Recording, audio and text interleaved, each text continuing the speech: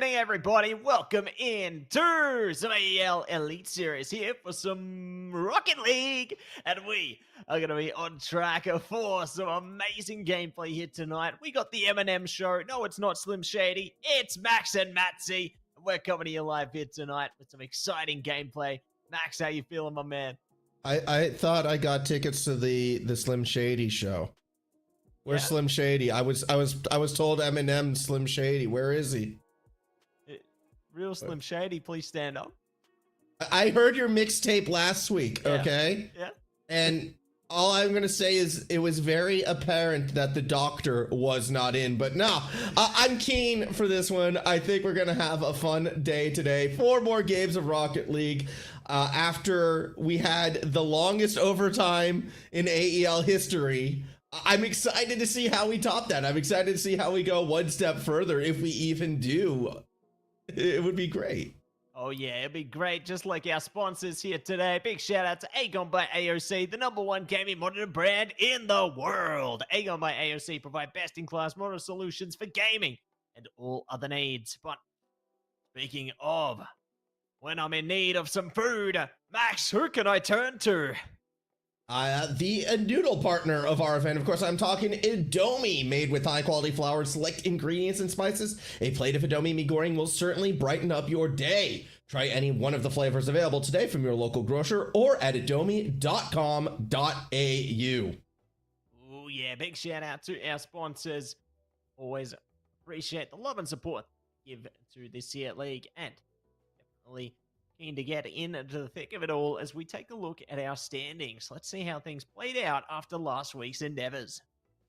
I mean, first thing to take note of is favorites did get the wins: Latrobe, Macquarie, UNSW. But the crazy thing to me is, out of all of the teams to 3-0, it was the University of New South Wales, of all teams, who actually drop a game to Griffith, which is the only real shock we had, realistically, of last week. Yes, you can argue that UTS probably should have taken a game or two as well in their matchup, but realistically, the favorites did get the wins. The underdogs came up short. Maybe that will change this time around, especially with the introduction of QUT and Deacon to the event.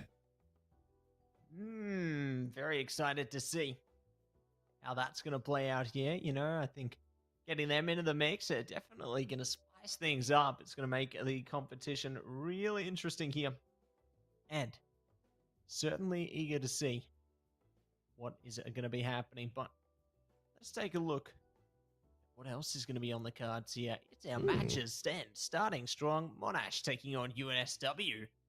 And there's more on the cards, isn't there, Max?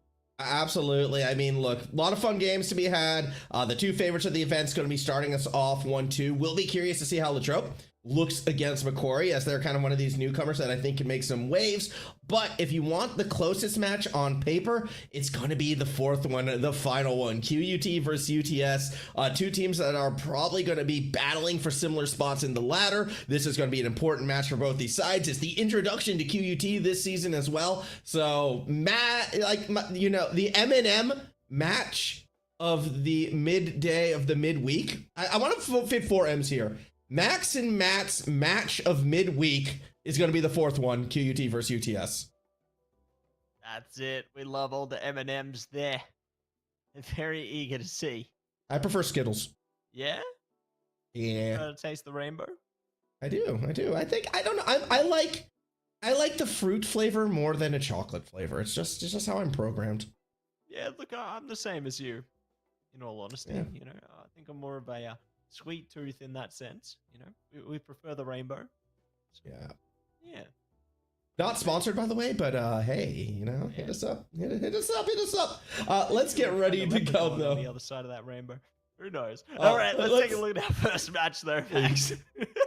Please get me out of this nosedive. We haven't even started the first game yet. This is going to be this all night. I hope you're ready for it. Monash versus New South Wales. And, you know, look, I love Fergo's story from AEL high schools to the Elite Series. You know, it's kind of like going from the minor leagues to the big leagues. And, you know, and your second match is against the Yankees. New South Wales are a big, bad boss of Pool B. A scary side indeed. Zenulus, Brown, Stickman, and Steve will be playing today. Again, Tadagane, not jumping on the field just yet. I think we'll see him later in the season, but still a strong squad. And as Brown Stickman said in his interview last week, I mean, how can you lose when you're playing with two of the best the region has seen? Yeah, very eager to see what this match is going to shape up to be, whether it's a one-sided affair there or whether we could see some potential coming out from Fergo and co. Sure, they're going to be pumped up and ready as can be inside these servers, getting good to go before our very eyes. You know, I can see they're just on the edge of their seats with excitement right now. And you know what? So am I, Max. I'm ready for this. I mean, look, it's our job to be on our edge of seats excited, which we definitely are. Shout out to newcomer to the stream chat, by the way, Conezilla. I see you there. I like how finding out that their favorite player isn't playing immediately jumped on Zenulus. Like, you know what? That's fine. That's who I'm going to show my support to, and a good player to show it to as well. New South Wales should be favorites to win this series, either 3-0 or 3-1. We'll see if they can keep that momentum again. They had a little bit of a shocker before, dropped the odd game to Griffith. I wasn't expecting to see that last week, so I'm not expecting perfection from them, but they still should win the series. Perfection is key here, and let's see if they are going to be able to fight perfection in towards an opening goal. As take it nice and slow in the opener here, Zen pass off there. Steve ready. Field. Yielding the results and tracking well, tries to fend it off and are going to be able to stick to it. So, positive strides on both sides for now. No one getting the early position there, but we quickly change considering the smoothness of the players coming out from UNSW right now. I mean, you want to talk smoothness? There it is right there, but it's coming out of Fergo, the ex-high school league player. Dribble off their own backboard, goes the distance, reset about 2/3 of the way through, and a dunk on the stickman to finish. This is, you know, why we can't say, like, yeah, it's going to be the sweep for New South Wales. There is playmaking capabilities on the Monash side. Really happy to see Fergo pop off right there. And, I mean, look, it's early days, but it's still a lead for the blue side. Still going to be the leader coming through from Monash right now. We'll see if they are going to be able to hold on to it into the rest of the endeavor. We haven't even hit the halfway point yet. There's still plentiful amounts of potential here. And whoever taps into it will be able to take the reins on this one. But for now, it's still on Monash's side of the pitch. Virgo and co finally able to get it over the line there. But Steve just sends it straight back. Like they're playing volleyball while they're playing Rocket League right now. They toss this one around. Zen looking to dunk it through. Steve ready. Oh, there we go. Little love tap, and they get it done. 1-1. Yeah, look, scoring the goal is great and all. I guarantee you Zen is going to be a little frustrated they didn't finish that goal themselves. Steve, yeah, puts it in. I thought Zen had a clip right there. Still, that's what teammates are for. Second goal comes through, tying us up. A little bit of the playmaking capabilities being brought back on the other side. Still, I mean, look, if we're going by pure mechanical goals, it would be Monash up 1-0, but that's not what the scoreboard says. Yeah, not in the slightest there. It's going to be 1-1, so a lot of fun with it there. And see if there's going to be another one on the way. Rex got to stall things out. Demo through onto Steve as well, so heave their way through it. It's up high, ready. Fly another goal perhaps.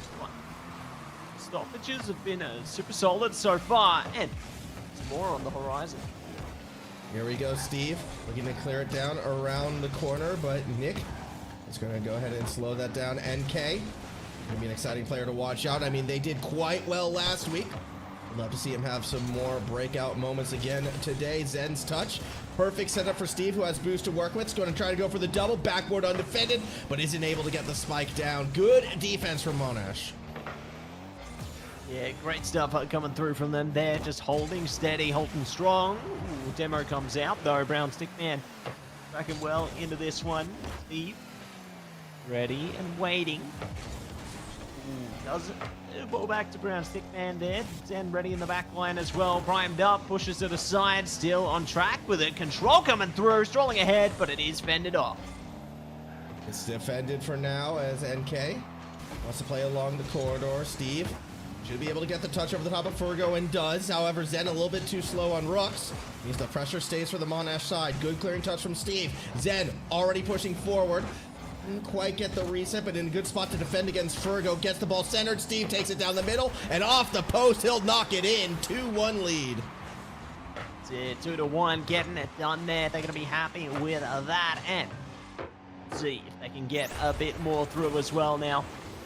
Up by 1 to go. In a minute, 26 seconds to go. This is their time to shine. This is their time to get a job done. And Zed is looking to hold on to this one and see. They can maneuver deeper to uncharted waters. There we go into the corner. Steve keeps it in the corner. Rux wants to follow it up as well, but doesn't get the bump on Steve. Not this time around. Let's see what NK can bring to the backboard. Fergo eyeing something up. Oh, swing and a miss on that touch. Rux now off the post, not end. Shot thumbs through, and NK gets the equalizer with just under a minute to go. That's it.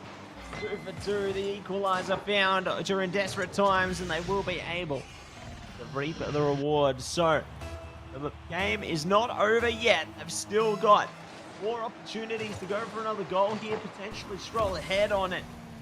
Already spring into action. Closer and closer to the goal. Zen good to clear it out. Does have Brown Stickman to play off of. Here we go, Max. Yeah, 38 seconds remaining. Enough time for both teams to have a couple more shots on target. Does look like Monash will have the first attempt with the bump. Not enough. Zen holds the line. Now Steve, midfield, tries to take it over the top. Steve was great on the approach before. Looks good again. Doesn't have the dunk on Fergo, who was able to keep it into the corner. Shouldn't be able to get it past Zen, but somehow with the 50. It's a breakaway. No boost, no accuracy. Ball goes wide. Oh my gosh, that could have been dangerous times there, but UNSW taking advantage here. Brown Stickman holding on to it for a second. Let's see. Oh! Navigate. Oh my gosh. No way. They get it out though. OT on the horizon. Ball still hasn't hit the floor though, but there we have it. Here we go. Yeah, Zen's gonna let it drop, but New South Wales looking a lot more mortal than predicted, and that is credit to the Monash side. Big plays from both NK and Fergo to get them those 2 goals. Now they're 1 magic touch away from a game 1 upset in this series. Steve, though, off the backboard wants the stick man. It's a dribble shot. It's saved by Fergo. No boost, though, from the defender. Zen, a chance to end it. Throws it straight into NK, who also makes the save on 0 boost. The defense hold it, and they clear it to the other side. That's it. Clear it to the other side and a glide ahead. So, OT endeavors. Only just done. Oh no. No. We're not doing it again, Matsy. Yeah, we're not doing another 15-minute overtime to start the night off, We're doing okay? more than that, Max. Not... I said 20, remember? Oh, jeez. No. I refuse. Yeah, it's happening.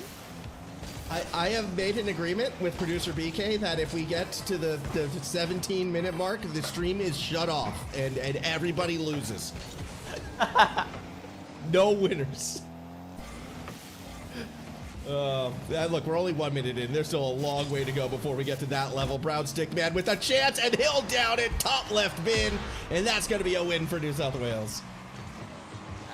It is solid stuff coming through from them in the end, but very close endeavor in the beginning of this one. So, really great to see how they managed to press their way through there. They do manage to get their hands on the top of this series in the beginning. So, more games to follow here. Definitely excited to see what's going to come for the rest of this one. I'd like to think that Stickman saw Corp's message in Twitch chat right there, Corp being like, hey, let's not do these overtimes. I want to actually play my game on schedule. And Stickman was like, yeah, you know what? I'll do him a favor. Boom, gets it in. New South Wales gets the win. But again, jokes aside, Monash looks really good to me. Again, individual mechanical play. Fergo's opening goal, fantastic. NK able to bang one through too. New South Wales kind of lacks some of the edge, some of the speed that they had last split as an advantage over everybody else. And, you know, credit to their competition rising to their level. Couldn't get the win this time around, but definitely a closer game than predicted. Definitely looking a lot stronger there, and curious to see if it's going to happen all over again. Jump in to field once more. Zen taken to the skies, rise up, and they can't sink it down. Round stick man at least keeps the ball in play here. Steve now taking the mantle. Ooh. Demo coming through, and they've centered it. They won't be able to deliver, so good to stall some time, I suppose, but round stick man's back on track again. It's worrying, Max. That was closer than it had any right to be, but a big reason why is how good New South Wales has been at just keeping Monash pinned back on the goal line without any boost. And it's a problem that actually went back to the last overtime as well. It feels like Monash has been having to do a lot of work with little resources, and while it's been impressive that they've been able to hold on, if they are going to be a more consistent challenge against some of the better teams in this league, they have to find ways to get boost more frequently. I think. I put in the asterisk of I think at the end of that because, again, they looked really good on no boost, both in the overtime and in the initial volley of shots. Yeah, they look super duper solid, didn't they? Let's see. They are going to be able to deliver the same kind of momentum into this one already, treading slowly but certainly towards the goal line, towards the halfway point. Ooh, are they going to be able to hit it? What? No, no, that should not work. That so should not have worked. Correct me if I'm wrong, but that looked like all three members of the New South Wales defense was essentially playing Jenga with their cars, and somehow they got in the way of the ball before the tower fell over. Yeah, the tower's gone down, and maybe Monash has to bring out a second tower. No? I'm not touching that one. Here we go. 3 minutes left. Here comes NK. It's going wide. And Sen will wrap around the corner. Steve tries to follow it up. And up they go, looking to spike it down as well, maybe. Rocks plays defense. Pre-jump works out in the blue side's favor. Yeah, we'll see what they can do here. Zen. Good hit for NK. Holds on to it. Stephen Kerr, slip it through, but it doesn't glide past round stick man, at least keeping it online. But Monash now seeking penance there. Hit. And again, credit to this blue side. They kept it competitive.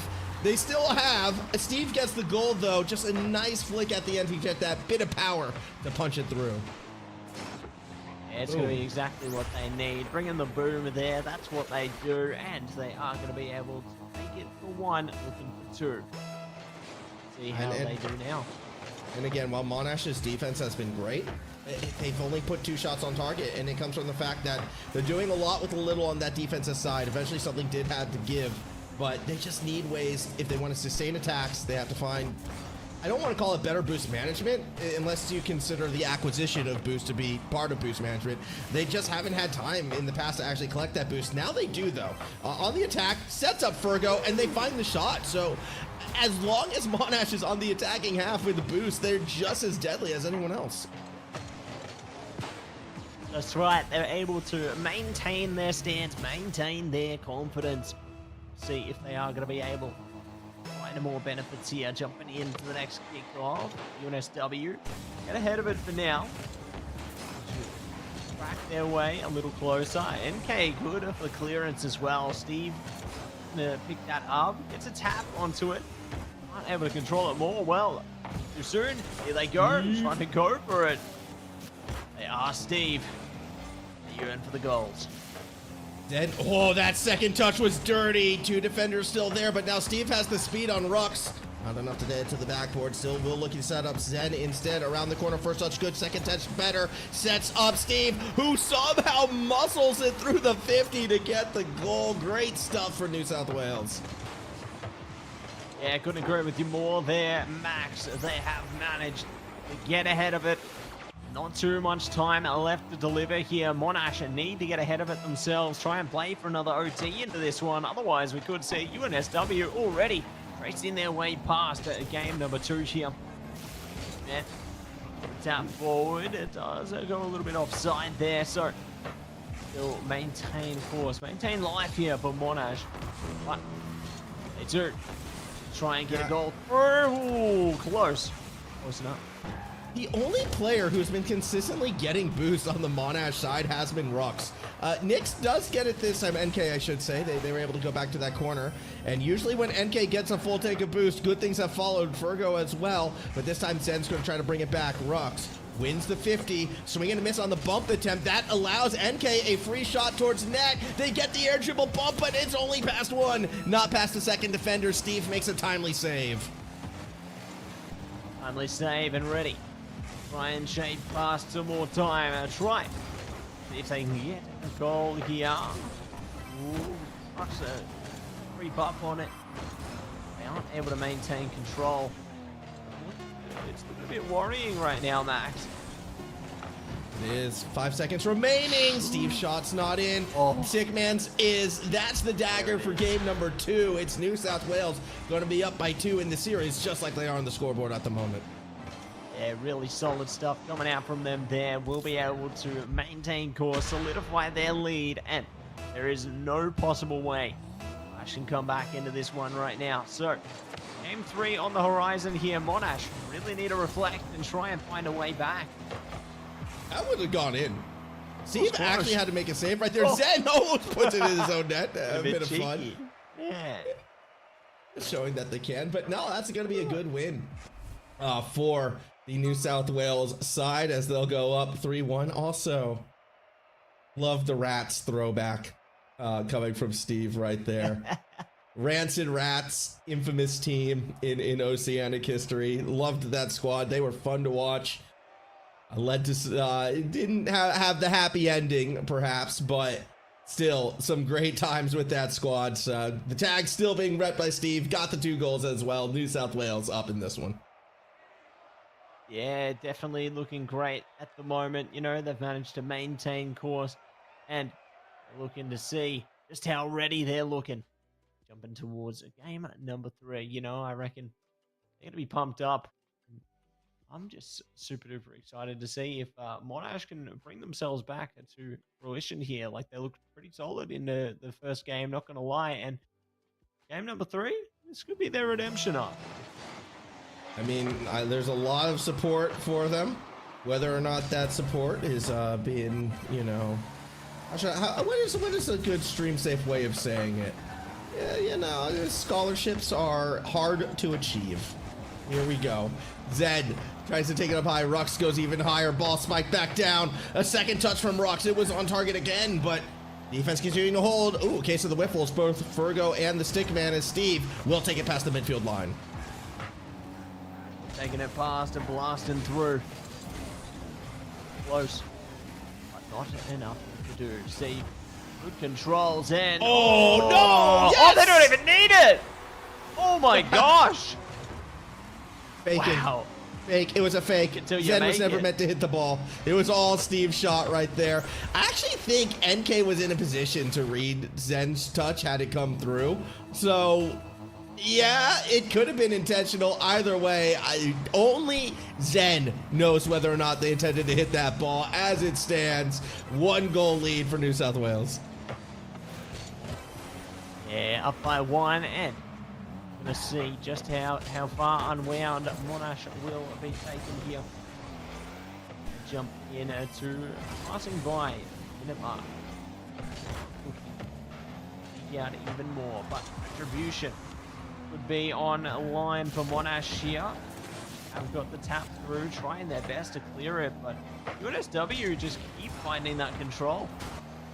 Yeah, they do, and it's come from, you know, a lot of full boosts, a lot of midfield boosts. I have noticed this game Monash has been a little bit stronger at getting to the midfield line. They haven't been as boost starved as they were in games 1 and 2, but it's still frequently, especially on Fergo, just haven't seen either he is, you know, not been holding his boost or not been getting his boost, but more often than not, Fergo does seem to be below that 50% mark on the boost-o-meter, so I don't know if that's just a play style thing. Is it the fact that Rux has been collecting a lot of it on the blue side? Only, again, something that the team should be aware of. Have to go back to the VOD review to tell the full story there, but right now, with a 1-goal lead, need to see a little bit more from that Monash side to get themselves at least to the attacking half. Yeah, onwards and upwards to the attacking half here, Fergo. Pass along, Zen picks it up. Solid defense coming out there, and Fergo back online, trying to get it past. Brown stickman ready, waiting. Does it get it done in the end? Ooh. Still holding on to it, but these are some close calls coming out, Max. Yeah, there is a fair few of them as we see the deep clear back. Steve, though, gets the corner boost, tries to pop it up. Great read by NK, who has really been, I think, the most efficient challenger on the Monash side. And by that, I mean they've just had the best midfield reads, the best 50s for Monash. It's been a good performance from NK, but a better performance from NS, New South Wales. Zen gets a goal right there. That's it. Are going to be able to get it done there. Second goal online, and 2 minutes 11 seconds to go. Monash, it's time to bring yourself back. Time to figure a way out of this one. Otherwise, it could be curtains from here. Oh, right. So close, yes, so far there. I don't think Curtin is in this event. Uh-oh. Yeah, you don't think? We'll see. We'll see. We can make one out of boost. You know? At least not in the Elite Series. Yeah. It's not in the Elite Series. Here we go. Brown stickman across. Zen won't get the touch. I've seen enough New South Wales to RLCS, says Conzilla. Mate, they've already been to RLCS. This team is the RLCS retirement home. Yeah. We love the retirement home. We do. Having a good old time, you know. Actually, retirement home was a different team in the RLCS. So I guess the retirement house. I don't know. Zen would take offense to constantly being called that. I think we'll drop it for now. Here comes NK to the backboard. Bump. Nothing following it up. Yeah, so far nothing doing, but Zen does in and out. Steve got the ball. Logo does pick it up. So bypassing the minute mark now. It's time. Still really clambering around onto this. Defense maintains stability. UNSW side. Yeah, they're doing a very strong job. 45 seconds still to go. Steve, lob shot across the middle. Zen redirect. Ooh, wasn't there. Also didn't make contact. That was all Steve's shot, who plays the corner as well. Fergo races back, trying to keep it there, but with 30 seconds remaining, Monash may have just run out of chances. Yeah, may have run out of chances, may have run out of ways to bring themselves back. Yeah, you know, it's been such a struggle. Hey! As I say that, to get past the defense, but they finally make a stand and find their spot. Yeah, NK past two defenders, good spike down. It's been a strong performance from NK. Even Fergo had that big mechanical play at the start, works, has had the good boost management. Like everybody on the Monash side has had moments. That kickoff is dangerous. Zen will make the diving save, so they will come through. Steve wants to keep it moving forward as well. Ruck's next one to challenge, 13 seconds to go. Fergo to equalize, denied by the stick man. Yeah, denial coming out there, and let's see. They can manage to find something more. Ruck's climbing high, reaching for the stars. They need a wish. Wish upon a shooting star, but their wish won't come true. See you later. It's time to take it away. UNSW, a clean one. 3 games in a row flow in their direction. They are going to be just so satisfied with that, Max. Well played. Yeah, well played to the University of New South Wales. A little bit of redemption for last week, able to get all 3 of their wins clean. No hiccups, no bumps, and still no game 5s for us on broadcast. In fact, we've had 4 out of 5 of the series we have played now have been clean sweep, Matsy, which is pretty crazy to think about. But hey, this is the New South Wales we expected to see. Monash, they had their bright moments. There's a lot of reason to believe that this team still could be in the fight to get into the top 4 come gauntlet time at the end of the round, like the round robin stage of the event. But where we sit at the moment, yeah, just New South Wales, a cut above. That's it. A cut above in that one. So Monash definitely trying to make their mark there, but they are left behind in the initial stages. But great team to test themselves against, you know, playing against the likes of UNSW. Really solid team that they have to be faced against there. So definitely going to be I'd say a good learning opportunity for them. Like, you know, we saw a bit of potential out of game one. I think that we even saw some other little glimmers of potential across all games, in all honesty, there for Yeah. So I'm curious to see how they cultivate this talent they have. I mean, they went up against one of the favorites of the event, and yes, they lost 3-0, but all 3 games were only by 1 goal, right? Like that's 3 close matchups, and that's something to be proud of looking ahead. But at the same time, New South Wales, they can look at that series and be like, yeah, we won 3-0. Yes, we're still running our sub and brown stick man. Like Tadagane hasn't come back yet, but he is still, you know, on pace to come back. And we're going to be getting an interview shortly, by the way. I have word that Zenulus will be on the line with us in a few moments. Not just yet. So do get ready for that. As soon as they get on, we get to have a word with Zen, and that always is a fun time.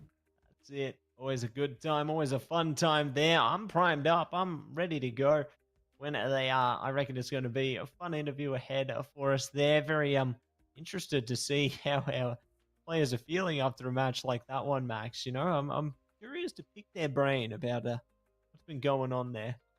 Yeah, I mean, have you had the pleasure of interviewing Zen in the past?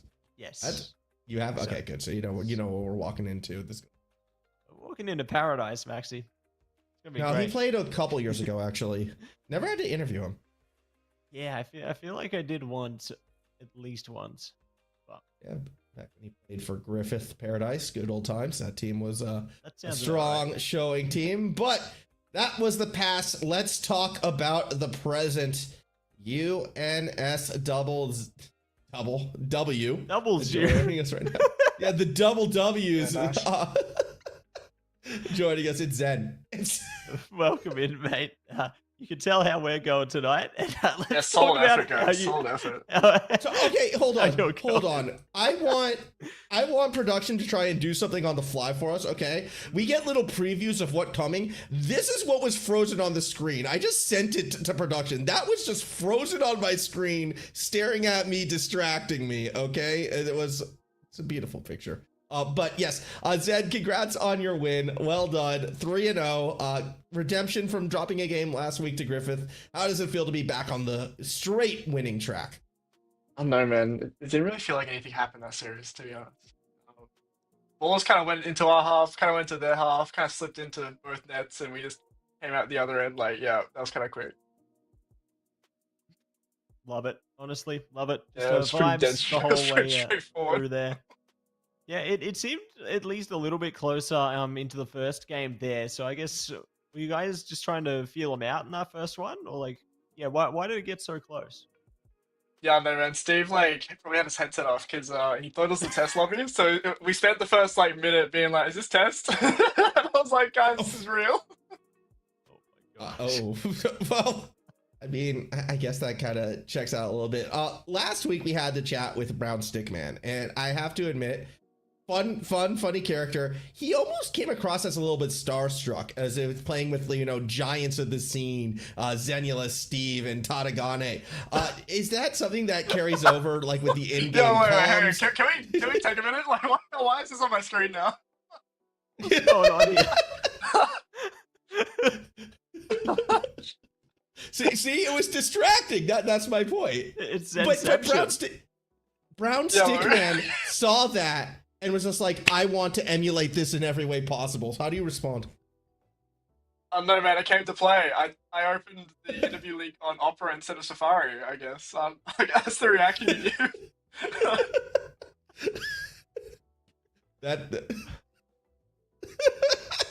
Yeah, nice.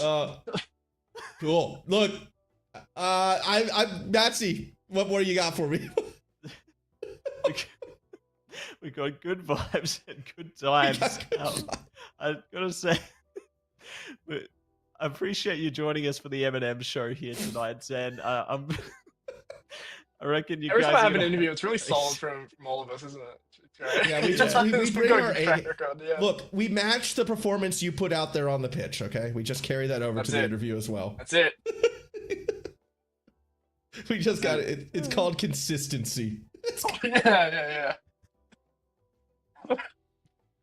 Okay, look, congrats, Zed. I'm taking this over. We're gonna call it here. We gotta throw it to a break. When we come back, game number 2. Yeah, we come to play here. We come to play. Woohoo! Yeah.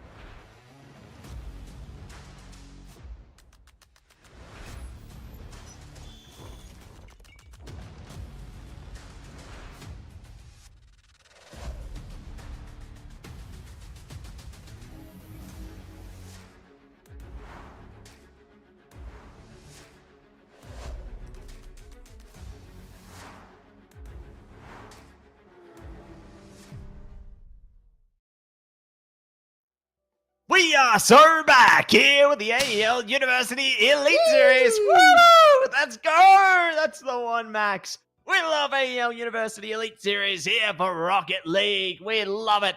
First series done and dusted. The Eminem show's back with the second.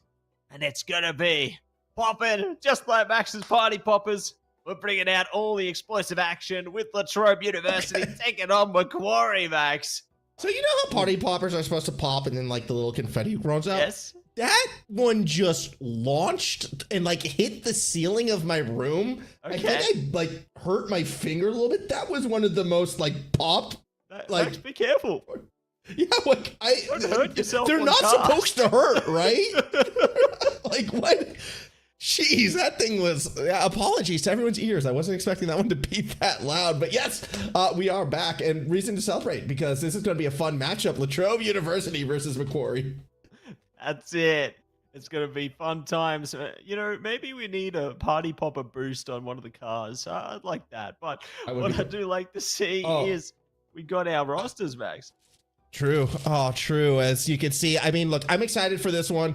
Obviously, every time Lunar is on the pitch, you know, we're going to see something cool. To see this Macquarie team, they're, you know, defending champs for a reason. This is a very strong squad. No Akame this time around, though, so they're not maybe at full strength. I still think they'll be okay. However, Lacquer popped off last week in that win for Latrobe. Super exciting to watch. Fiasco as well, strong twos player. We're going to see if they can carry that over in some of the threes action. And Kelvin, no slouch either. This is going to be, I think, a closer match than some might think because Macquarie's a defending champ, but I still like Macquarie winning it out. That's right. Definitely eager to see if they are going to be able to do just that as our players have prepped themselves for the best game yet. We'll see. They're going to bring that up. I'm just looking around my like desk right now. I have no idea where the confetti went. It just launched. And you know, I also want to show something exciting to production if they can cut back to our cameras real quick. Ooh. What's up, All everybody? season We're long, so baby. Look how big this my bag is. Look how many we got. Oh, we're gonna have use them fun all at this once in the week. grand final. Is that the play right now? Yeah, let's set off a fire alarm. They're gonna be going off with a bang. You know? Oh my gosh, I think they're like 3 or 4 years old too. Like these are not. Yeah, they're still working. They're going strong, man. Ooh, that one has a hole in it. That's gonna be an interesting one. But yeah, no, it's gonna be good times. Spicy one. Yeah. That we call it. What we call that the Widowmaker. Oh. Black Widow's coming out. I'm scared. I'm keen though for this game. Should be a fun matchup for sure. Expectations, probably a Macquarie win. I mean, so far we've lived up to expectations in really every single game we have seen so far. So I kind of want to keep my prediction rate 100%. I feel like this is the season where I finally get every game right. Yeah, that'd be cool. A little like stamp book. It's like Max's book of predictions. You just put a stamp in each game. And then I can show it to all the people who say I have the worst predictions in OCE, and you know, I'll be like, I called them all right. I'm now the biggest brain. Me, here we go. You know who actually is the biggest brain though in Rocket League? When it comes to game sense, I actually think it might be Lunar. Ooh, No, Lunar. Lunar's a game sense. Rocket League game sense. He is one of the smartest players out there on the pitch, and it's a natural intelligence. I don't think this is the player who's, you know, hitting the books, watching the tape, studying his opponents in that regards. Every pro player does, but maybe not to the same level as other teams. But he's just naturally gifted at this game, and that's what makes him so dangerous, so fun to watch, and I'm expecting big things from Lunar this season. Yeah, I'm expecting big things there as well. Definitely good vibes all round. Great to on and see exactly how they use their great talent. Let's see how it all goes down now, because it's already Lunar time. Oh, Max, look, there's the party popper. Yeah, there's Lunar. I'm not popping another one. Like look, that is. See, there it is. Mine didn't have like a dragon shootout. It just had confetti that like seriously has gone missing. Do better, Max. Do better. I don't know where that confetti went. Like, it bounced off the roof and disappeared. It's crazy. Here we go, though. 1-goal lead for the Macquarie side. Sorry. Oh, it is a 2-goal lead as Ray gets the second. Ooh, there we go. All the stuff coming out from them there. Going to be able to take 2 goals in a quick session. So, we'll see if they can seek out to deepen their lead as jump into the kickoff. Now, it's time to get ready to rumble. And here we go. Be on the blue side of the pitch here, Max. And Trope to take control. I found the confetti, by the way. I'm so sure so many people cared about that. It landed on my computer's fan. So that was a potential future problem we just solved. Here we go, though. As you mentioned before, 3:30 still to go. Ray, 50-50 against Lacker, sets up Lunar, shots down. Kelvin there for the save. Ooh, solid stuff coming out from him there. See if they are going to be able to push more of that. Oh! The save coming out from Macquarie. I thought it was in, but no. They're looking to send it home. Oh, the defense from Lacker keeps it alive a while longer. Are they going to be able to hold on in this next inning? Yes, they will. How are people calling Lunar washed already? My man, like, yeah, okay, we're not seeing power at Worlds, but my man did finish top 4 in that last regional, okay? He's still strong.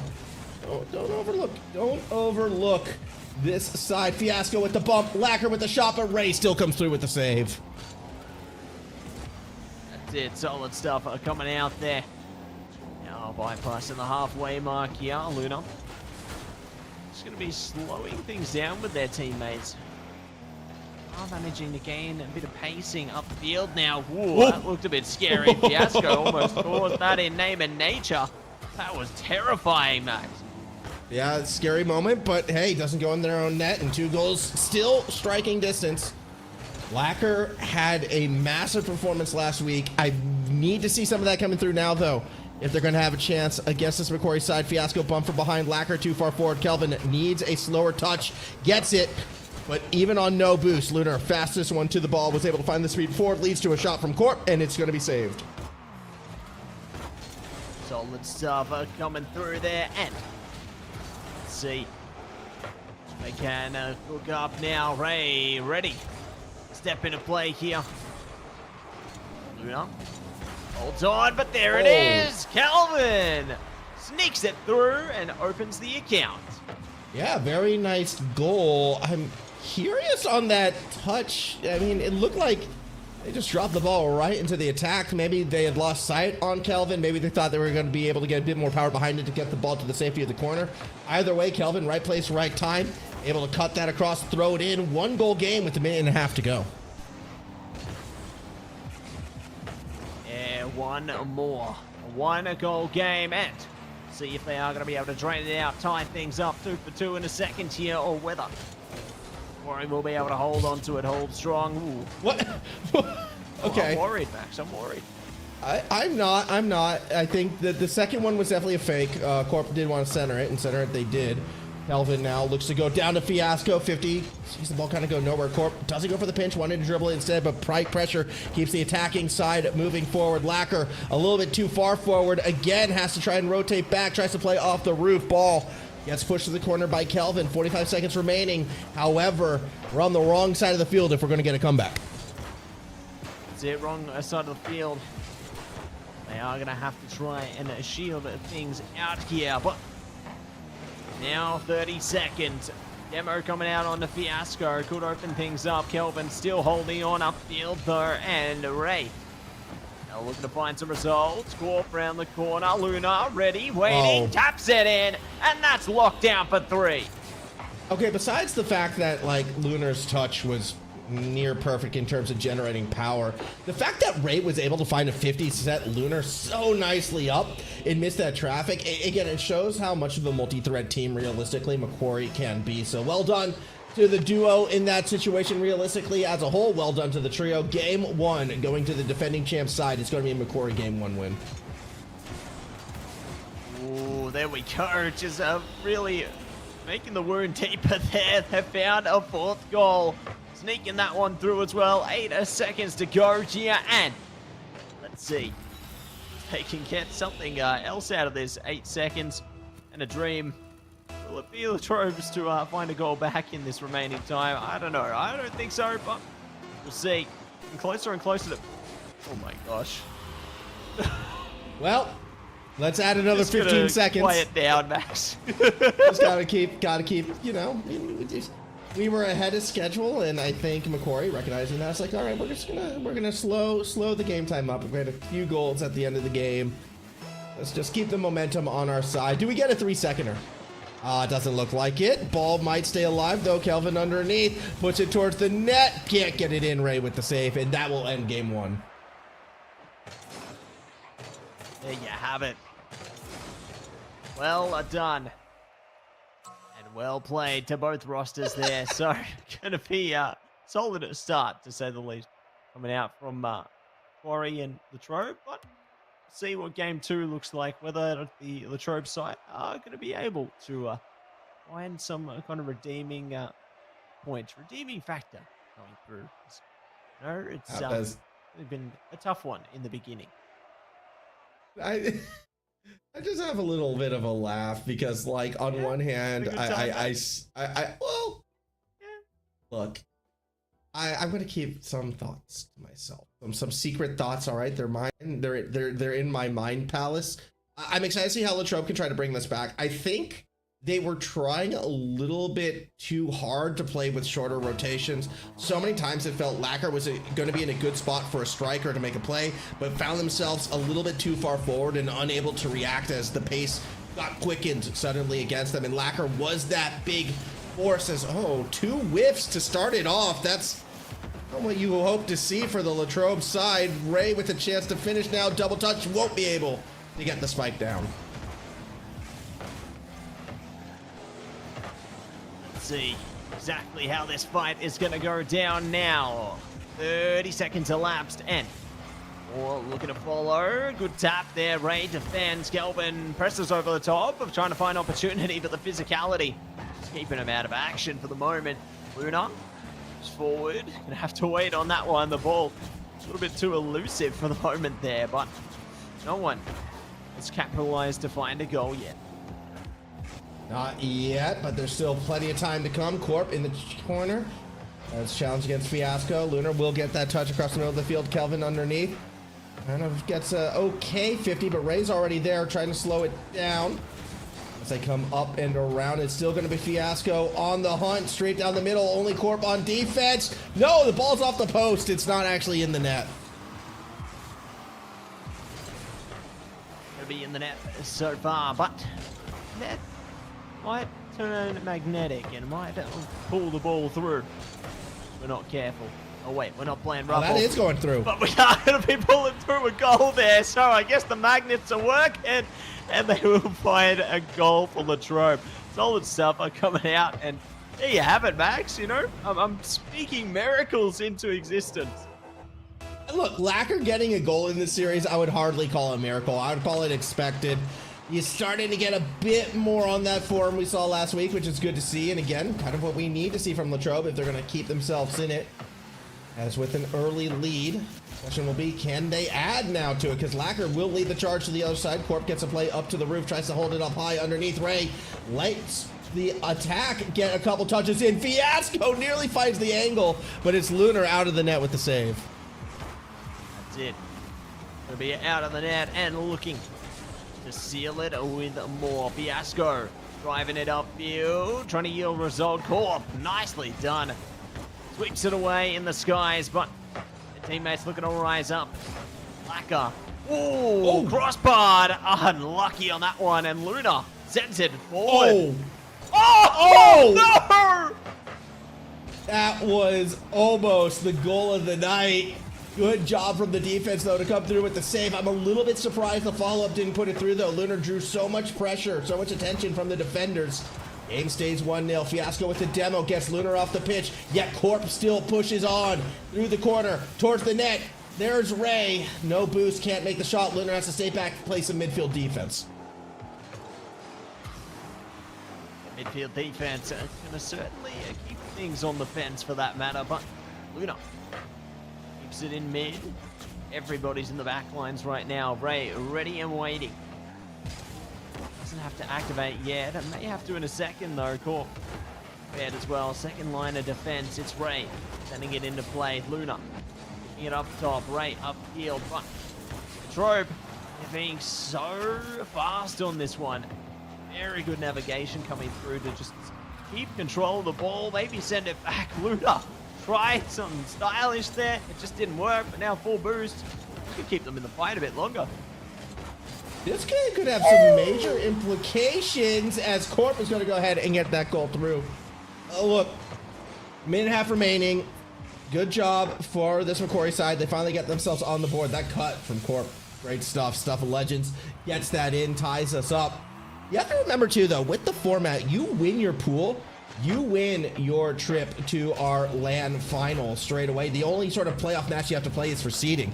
If you have to go through sort of these playoff gauntlets, and with the way how the two pools are set up, that means you can wind up potentially on the same half of the bracket as, in this situation, New South Wales. And that's something Macquarie, I think, wants to avoid. In their mind, they're thinking we want New South Wales in the finals. So it is a bit of an imperative that they do win these series they're supposed to. Latrobe almost was able to equalize this game. Still might. They're one golden touch away from equalizing the series outright. So we'll see if they can find it. But this is a chance for Latrobe to really make a big upset if they can get that goal.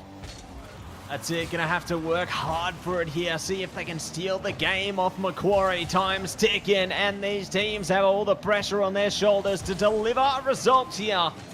Are they gonna be able to achieve it? Kelvin up high, rises up, tries to sneak it away from Luna. Their physicality, a little bump from Ray, okay. Yeah, I mean, they were teammates. They were teammates, Yeah. So not Fist who bump you in the want to sky. bump.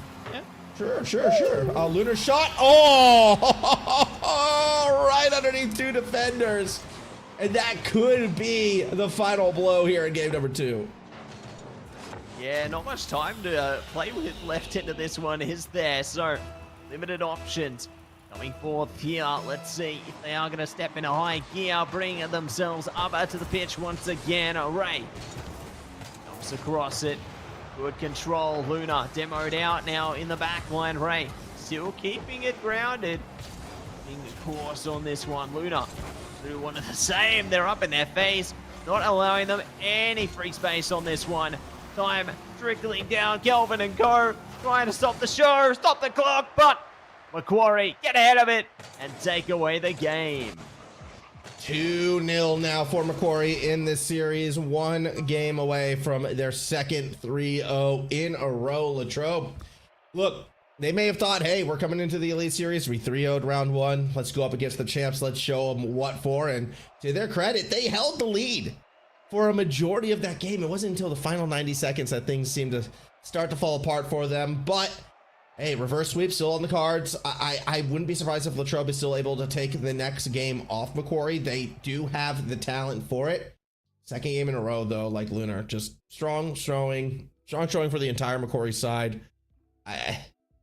Did you see the touches? Like, were you looking at that stat? Like, Lunar comes in with twice as many ball touches as everyone else on the team, and they get that late win. He's trying to do a lot, and I feel like that is something that maybe can be exposed by the Latrobe side. We'll find out.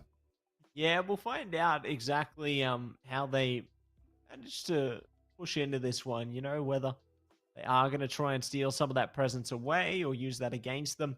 It's all going to be tested here in a game 3, everybody. Here we go. Macquarie on to series point. Latrobe need to step up and try and find a game of their own here. Otherwise, they could get left behind. And already a step into the track. Oh my gosh. It almost happened again. Almost, you know, woulda, coulda, shoulda. There's a famous Max Verstappen quote about that I won't repeat here, but we'll see what happens as Corp just going to take a shot across the middle. Bit of a ball hawk this series has been. Corp as they make it 1-0.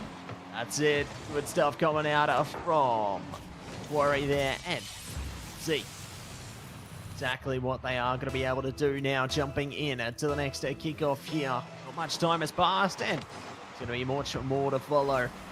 Stagnant in the midfield, though. Looking to get on top of it. Fiasco held off by Ray. Lacquer up high. So keep it in motion. Ooh, there could be an opening later, but Luna sit on their own side, gliding ahead with some maneuverability there. Fiasco tries for it. Corp to play around their teammates again, but Troba back on track now. That they are. Fiasco bumped off the play by Ray, who gets in the way. Heading up Lunar to go across midfield. Has help underneath, and that help won't get to the ball in time. Another smart play from Fiasco. Looking to wrap this one around. Ray will play defense, though, in the corner. Lacquer tries to go over the top. Lunar will follow it along. Runs into Corp on the way through. Defense from Macquarie doing their job for the most part. Although some physicality leads to a shot. Ray somehow makes that save. Yeah, somehow makes it through. And they're looking to do so much more here, Corp. Oh, nice glide pass, but Fiasco still on top of it. It on towards the Luna there. Here we go. It's the Luna show. The Luna Eclipse coming up top. Ran out of boost. Kelvin has managed to swoop it away. But at least Macquarie got other contingencies ready when one player falls. There's another prepared to step up. Here we go. Fiasco. Ooh, loses out to Luna right there, who now centering touch. That could be dangerous. Kelvin won't be able to get there in time. Lacquer, however, wants to set up through the corner. Ball off the backboard, shut down by Corp. Ray fakes, pushing it forward to make contact with it. Save their boost, though, in the process, so should be right behind Corp as they move towards the backboard. And there's Lunar, though, looking to play setup. Ray was there too far forward. Won't be able to finish the shot. Fiasco will, but it's off the post. Second touch, saved by Lunar over the line. Over the line and feeling fine. Let's see. They can do it again, and they will. Luda gets it done. That's the second goal on track here, and let's see if they are going to be able to find much more. As we claw our way in, the party poppers are activated, inspired by Max himself. We're not popping any more poppers. Not tonight. No? I'm scared to burn myself. I'm gonna be real. Safety first, Max. That's just it. Safety first. Yes, okay? We don't want to see you get damaged on cast. That'd be a first. Ahead of us. Oh no. Well, no, it would not be the first time I've injured myself on cast. Fret not. Here we go, though. As we see it play through, not even on an AEL cast. I'm good at hiding it. Okay. As what the? Where did that pitch come from? Ray gets credit for the goal. Huh? Oh, that was huge, Max. Oh my gosh, that is dirty, man. You know, the dabbing Reaper is the perfect goal celebration for a shot like that. It's. I don't know what to say. Sometimes you just pinch. Sometimes 3 cars just happen to pinch the ball straight into a net. Sometimes it's pinched that hard it hits the ground 3 times and is still over 100 kilometers an hour. Like that goal wasn't an anomaly. They're stuck in some kind of Rocket League multiverse, eh? And curious to see. Going to be at the other side of this one. Lacquer. Oh, good chance. There it is. A slow push in, but they get it done. Finally. They find their impact. They're on the board. Lacquer getting their second goal of the series. This one coming hopefully not too late for the Latrobe side. They've still got, a minute and a half, more than enough time to get a couple goals in their favor. But the challenge will be breaking the defense of Macquarie. I think a kickoff goal would have been their best chance. It's not going to be found this time around. Corp, though, still gets challenged, and it is still Latrobe on the attacking half. I love the midfield bumps. It's enough to find a gap across the middle, and again, it is Macquarie on the attacking side. And so it is. Let's see if they are going to be able to launch a successful attack. Is it Latrobe? They're in control right now, maintaining course on the Macquarie side of the pitch here. Fiasco jumping over the top there. Luna, though, has stolen a bit of the pacing. Look at the patience as well. Just really doing whatever they can to just mitigate the impact coming through from Latrobe. Oh, Corp almost finds Ray. Lunar does stop Fiasco's counter. 47 seconds remaining. Lacquer staying on the play despite being bumped, but can't stay on the ball. Now Lunar, oh, it's a breakaway. It's done. A turtle, and then a trick shot to finish. Lunar makes it 4-1. They just keep taking it further and further along, Max. More and more goals just strolling in. They are looking super duper solid there. So, Curious to see if Latrobe is going to be able to find anything bad. Nope. Not happening.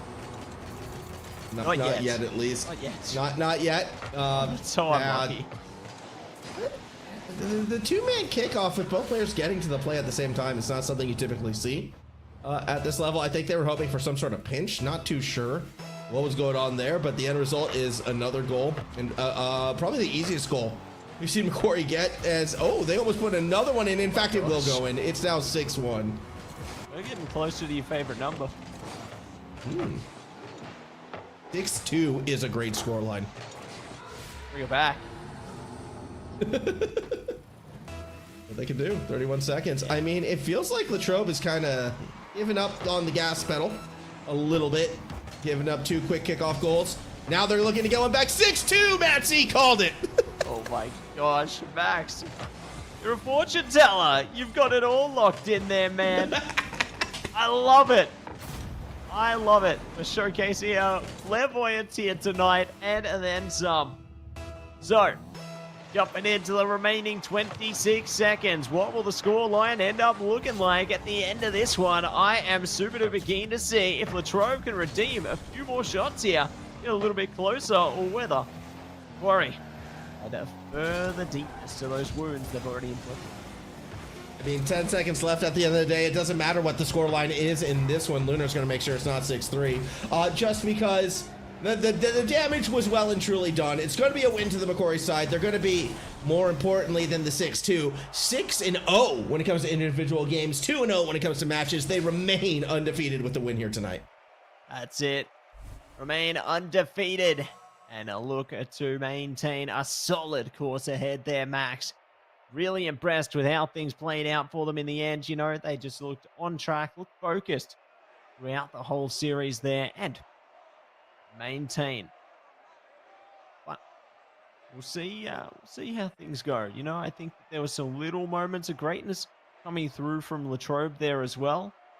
So definitely eager to see what else they are going to be able to bring. You know, I think that just because Latrobe did have a rougher time here tonight doesn't mean that it's the end of the road for them. You know, there's still more opportunities into the future weeks, Matt.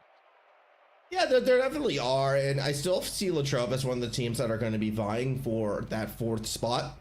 I think we're going to be seeing them all the way till the bitter end, fighting, trying to get themselves through to land. But you're up against the best right now, and we kind of saw that with both of our pools matches, and both of our pools' favorite in New South Wales and Macquarie.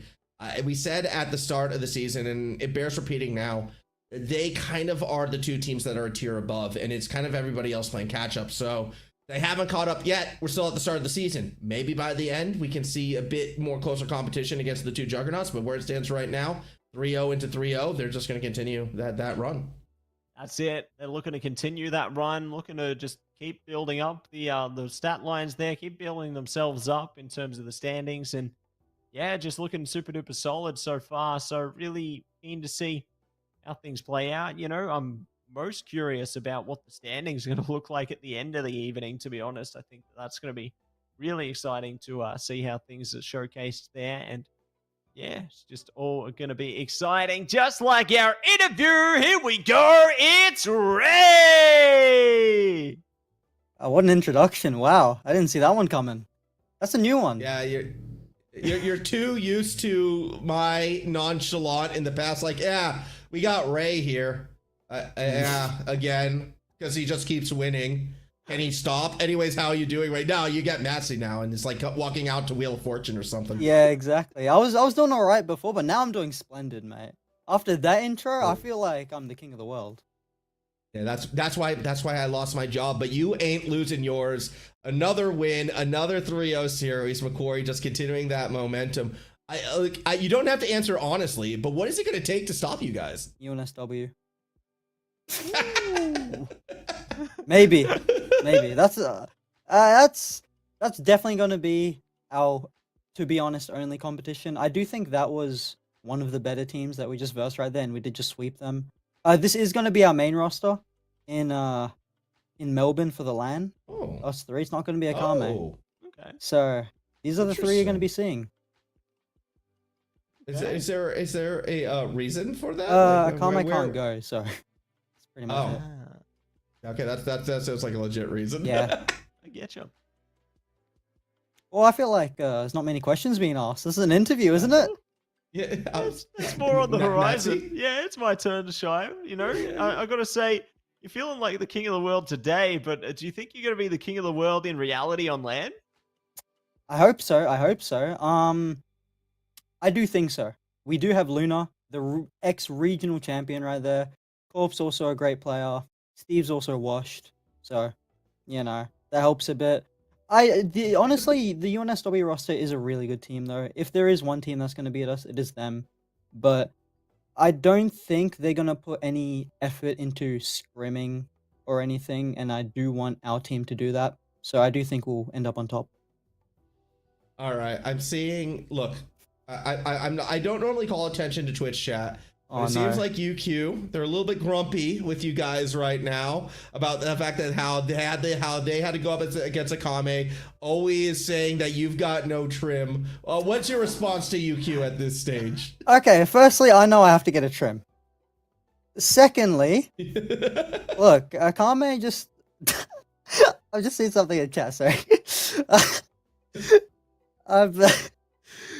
Hold on, let me compose myself. Yeah, firstly, I know I need to get a trim. It is bad. Secondly, what was the second question? I forgot. Oh yeah, Akame. Yeah, he just was sick. He was actually meant to play today, and then he called up.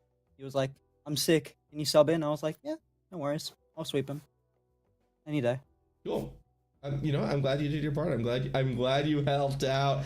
What would you, assuming you guys do make it to land, because we still have to play that game, what would excite you most about being able to go play in that situation and environment? I mean, just being able to see everyone in person and say stuff to them in person potentially mid game, like across the room, it's a bit of banter. That's definitely the most fun, because the quick chat, it's not the same when it's quick chat, When it's quick chat, it's like, what to say. When it's in person, that gets to the head. I'm going to, break the fourth wall a bit and warn you. I have seen Zen on land. I have seen the banter he can bring.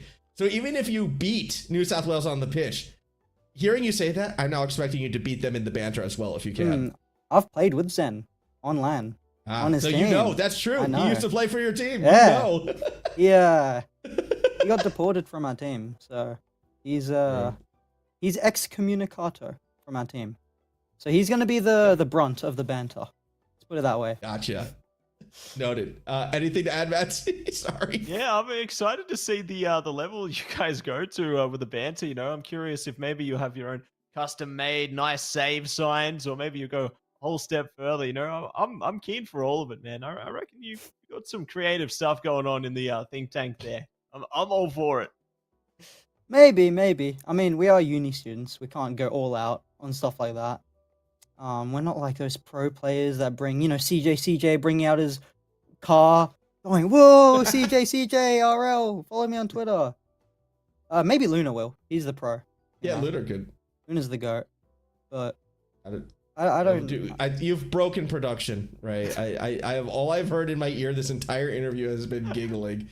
So I fear for production's sake, we may have to call it here. We have to save BK. Either way, thank you so much for joining us on that interview. Matsy, any final questions, or are we good? Thanks so much for coming in, Ray. Definitely keen to see you again, I suppose, heading into the future weeks, and excited to see how your team does. So keep up the great work, and we'll see you again soon. Thank you very much.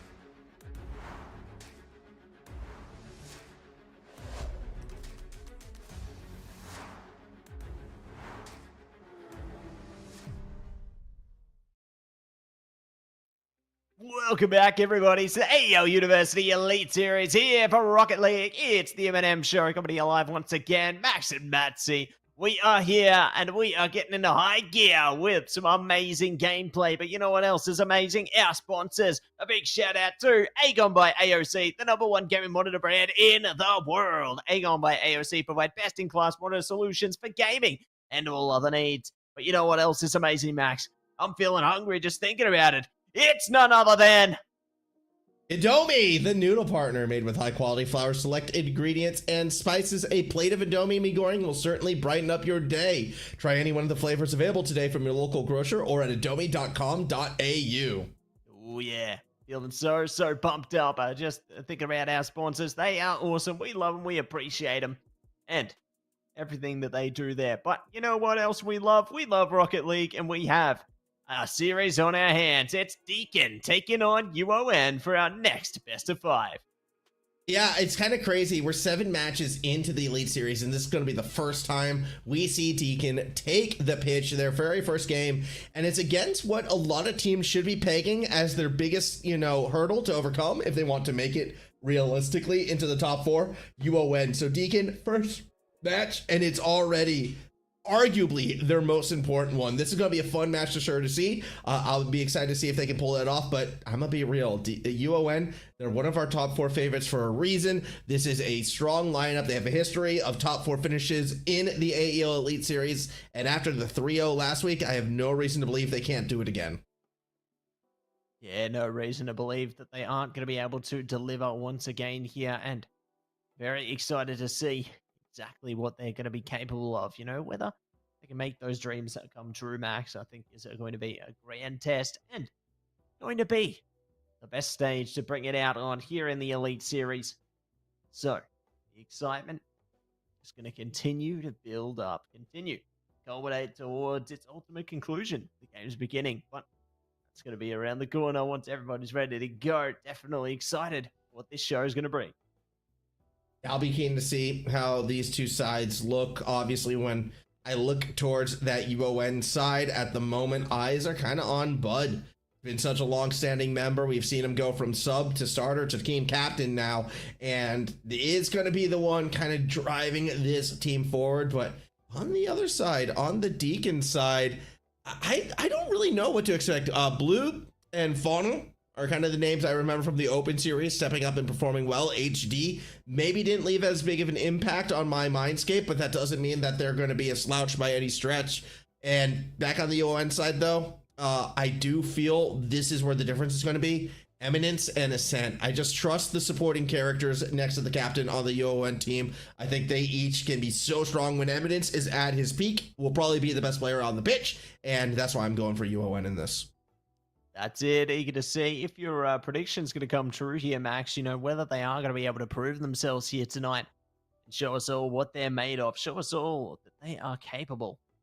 They can do whatever it takes to take away victory here into this one. I think it's going to be a good way to test their prowess, test their mettle. As we are getting into the game. Here we go, Max. We're back in action. You brought me into that one like, a 3-year-old going to Disneyland. Like, look, we're here. Look at the fun amusement. Look at the rides. Look at the roller coaster. Look at the cars fly through the skies. And look at HD. Put a shot on target. Eminence. That's a risky touch. Very fortunate they're able to make that save.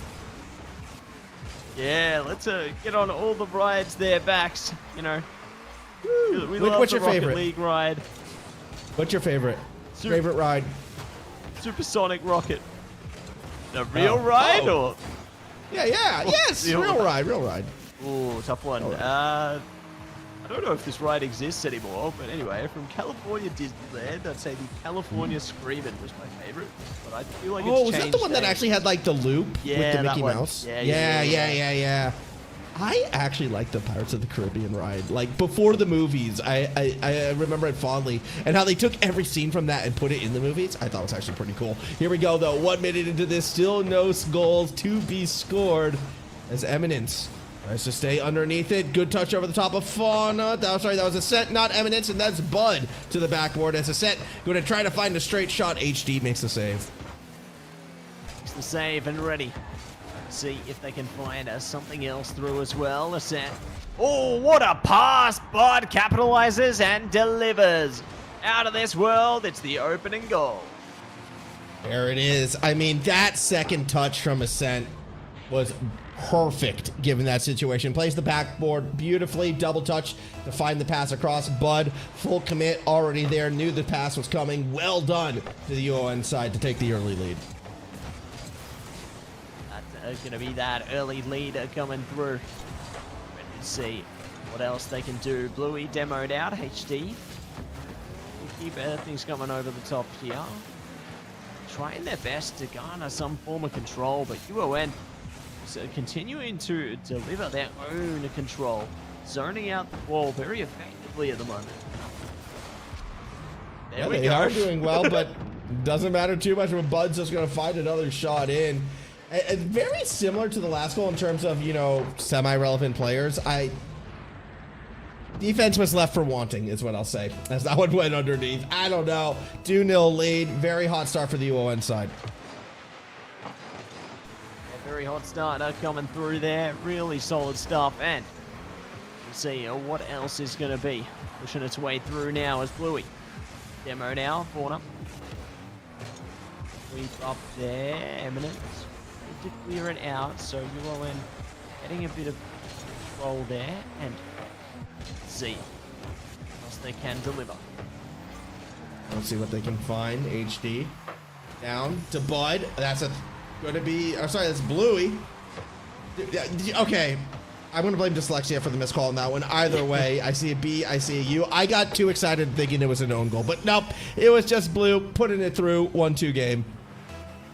That's it, my man. Bluey getting it done. Is it? Do they want to be pronounced Blue or Bluey? I'm not too sure. Bluey, I reckon, Max. Well, you know, the Queenslander in me likes that. Yeah. The Brisbaneite in me loves it. Love Bluey. We do. Yeah. And Bluey is ours and not yours. Get your grubby Victorian mitts away from Queensland's Bluey. You can have your holiday. Here we go, Bud. Straight down the middle. It's a 3-1 game. That's it. Going to be able to take it across there, melting away. Another goal in their favor. Just over 2 minutes left on the card here as well. And see if they are going to be delivering more from it. So they are holding on tightly, holding on for strength at the moment. And see just how good this is going to be. Is it going to be warm like a nice soup?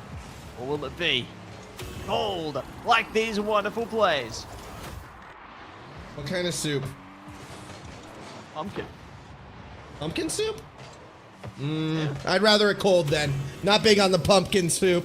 Just like I wasn't big on that defense on that play. Really well done though. Coming from the Deacon side, get themselves back within striking distance. 1-goal game, just under 2 minutes.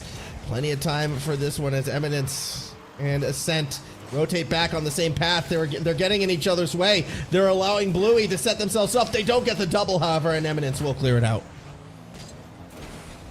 Could be able to clean it out and see if they can do some more with it as well. Bluey does stop it in the midfield, but Eminence yields further results here, looking to creep that things up. Through the line here. Bud tracks forth, AEST, passing off there. Eminence boops it through. Oh, look at that passing play.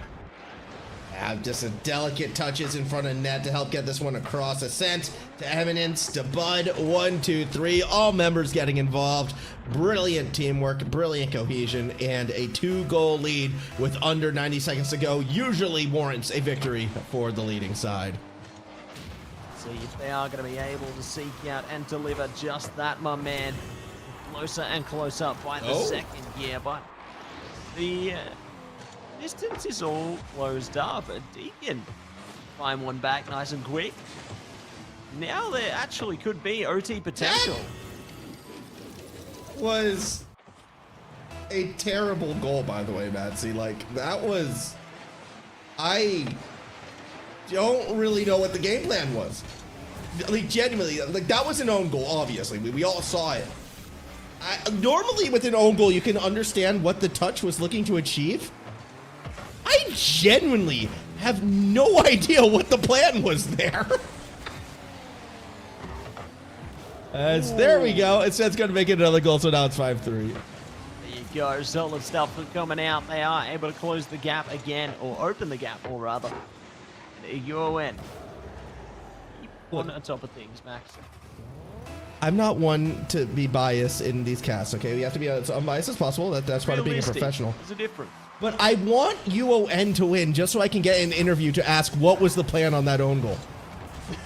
I'm curious. Here we go, though. It's going to be a challenge to get that win because Bluey has once again brought Deacon back within one. Yeah, let's see if they are going to be able to do some more work here, Max. These goals, they just keep flowing out. I think this is the highest scoring game we've seen all night, if I'm not mistaken. So, very eager to see things are going to play out. Oh my gosh. Max, what's going on? I can't look. There is no world where a team should have that much time off the kickoff to get a goal. Where was the third member? Where was the defense? I don't know what's going on, Matt. I truly don't. This game is an enigma. Yeah, we're exploring new territories here. I don't know who's gonna win, Max. I'm just mind blown at the game right now. I feel like oh my God! Another own goal! No! Neither team wins. Nobody wins. Come on! I can't. Hey, Max, here comes another one. No. 6 for 6. Here we go. No!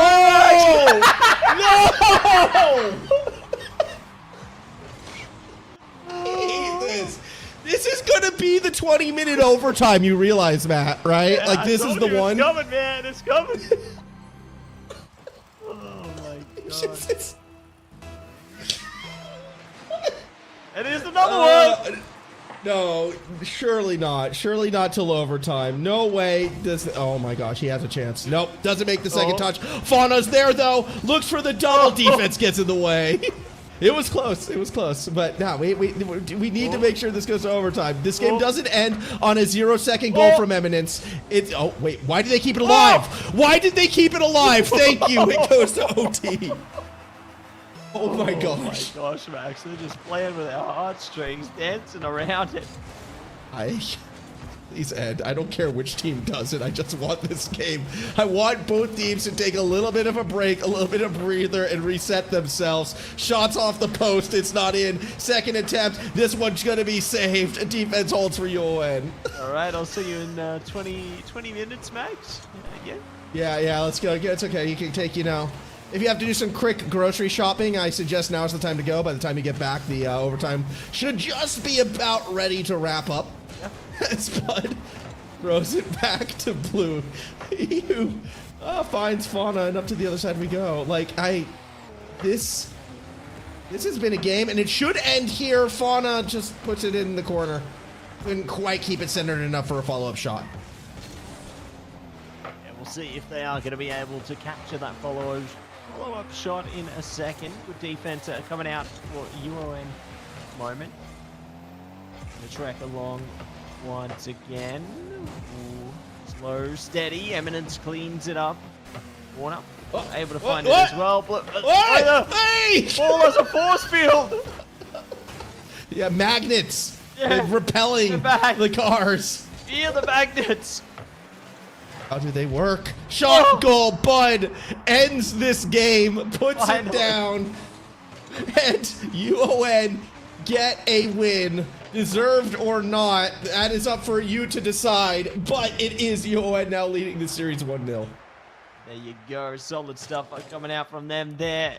Finally. Someone gets ahead of it and finds their mark, to the series. But my gosh, Max. I don't know what the heck was going on there, but we somehow got through it. So, Both teams had equal congratulations. shots. They finished with equal shots. That's pretty cool. That's nice. Where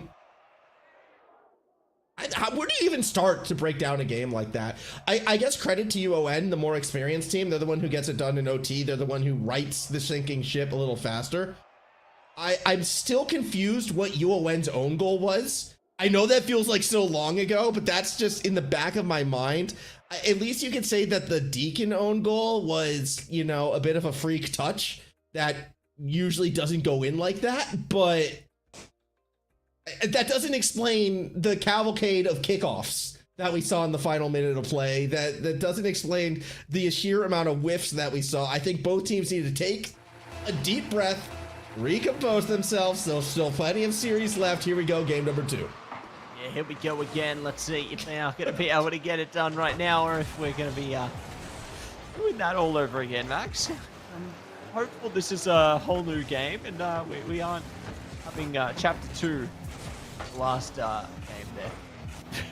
Yeah, I feel we will be returning to sanity. I mean, even that last game, I would say until the own goal was a pretty standard game of Rocket League, high scoring, yes, but then it just went completely bonkers. Shout out Dizzy Rascal. Never met the man in my life. As we're going to see a centering play right now from Eminence, straight across the middle. Oh, drives it into a teammate who can't quite recorral that play, so it's going to be HT bringing it back to the other side. Yeah, bringing it back to the other side there, and looking to see if they can glide along. Bluey up high. Eminence great control, cleaning it out. Ascent and a good 1-2 game there. They're just slowly but carefully bypassing their opponents, and Bud just slides it through. Solid goal for UON. And that was, you know, a return to form. And this is what I was saying before. I feel like despite the squishy save ascent from HD, that was really close. When UON starts to click, this should be the more efficient team. This should be the more accurate team, and this should be the leading team. Oh no! Yes, and they learned to put a third man back on defense on kickoffs. Thank the heavens, Max. The adaptable team. They can do it. I believe. Oh, whoa. Out of the way, Eminence. Let us send through. There you go. Gonna try to set something up off the roof. Nobody there. Well, HD's there. Hold on. You're right. Nobody's home. Need a doorbell camera or something. They can answer the door. But we are going to be on track. Be Matt. Correct me if I'm wrong, but I feel like you're the type of person who, if it was easy to obtain, if not already, you would have a custom doorbell. I've got something, all right. Oh, you do have some. BK's in the system. What is? Yeah, you saw that, right? I saw. Yeah. I see clearly. What is this game, Matt? What are we witnessing on the It's pitch in right Rocket now? League! No. Yeah! That line is saved for sacred moments on Champions Field. What we saw was neither sacred nor are we on Champions Field. Maybe it's so sacrilege. It's something. It's something. Yeah, the rule.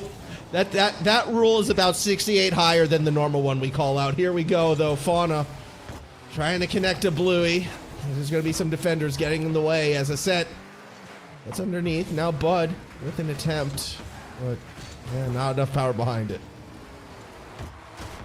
Yeah, gonna need to get a bit more if they want to pump that one over the top there, and a corner direction through, but UON down on it. Ooh, finding the opening, not gonna be able to cut that one over the top, but pushed out as well, and now it's the return of Deacon.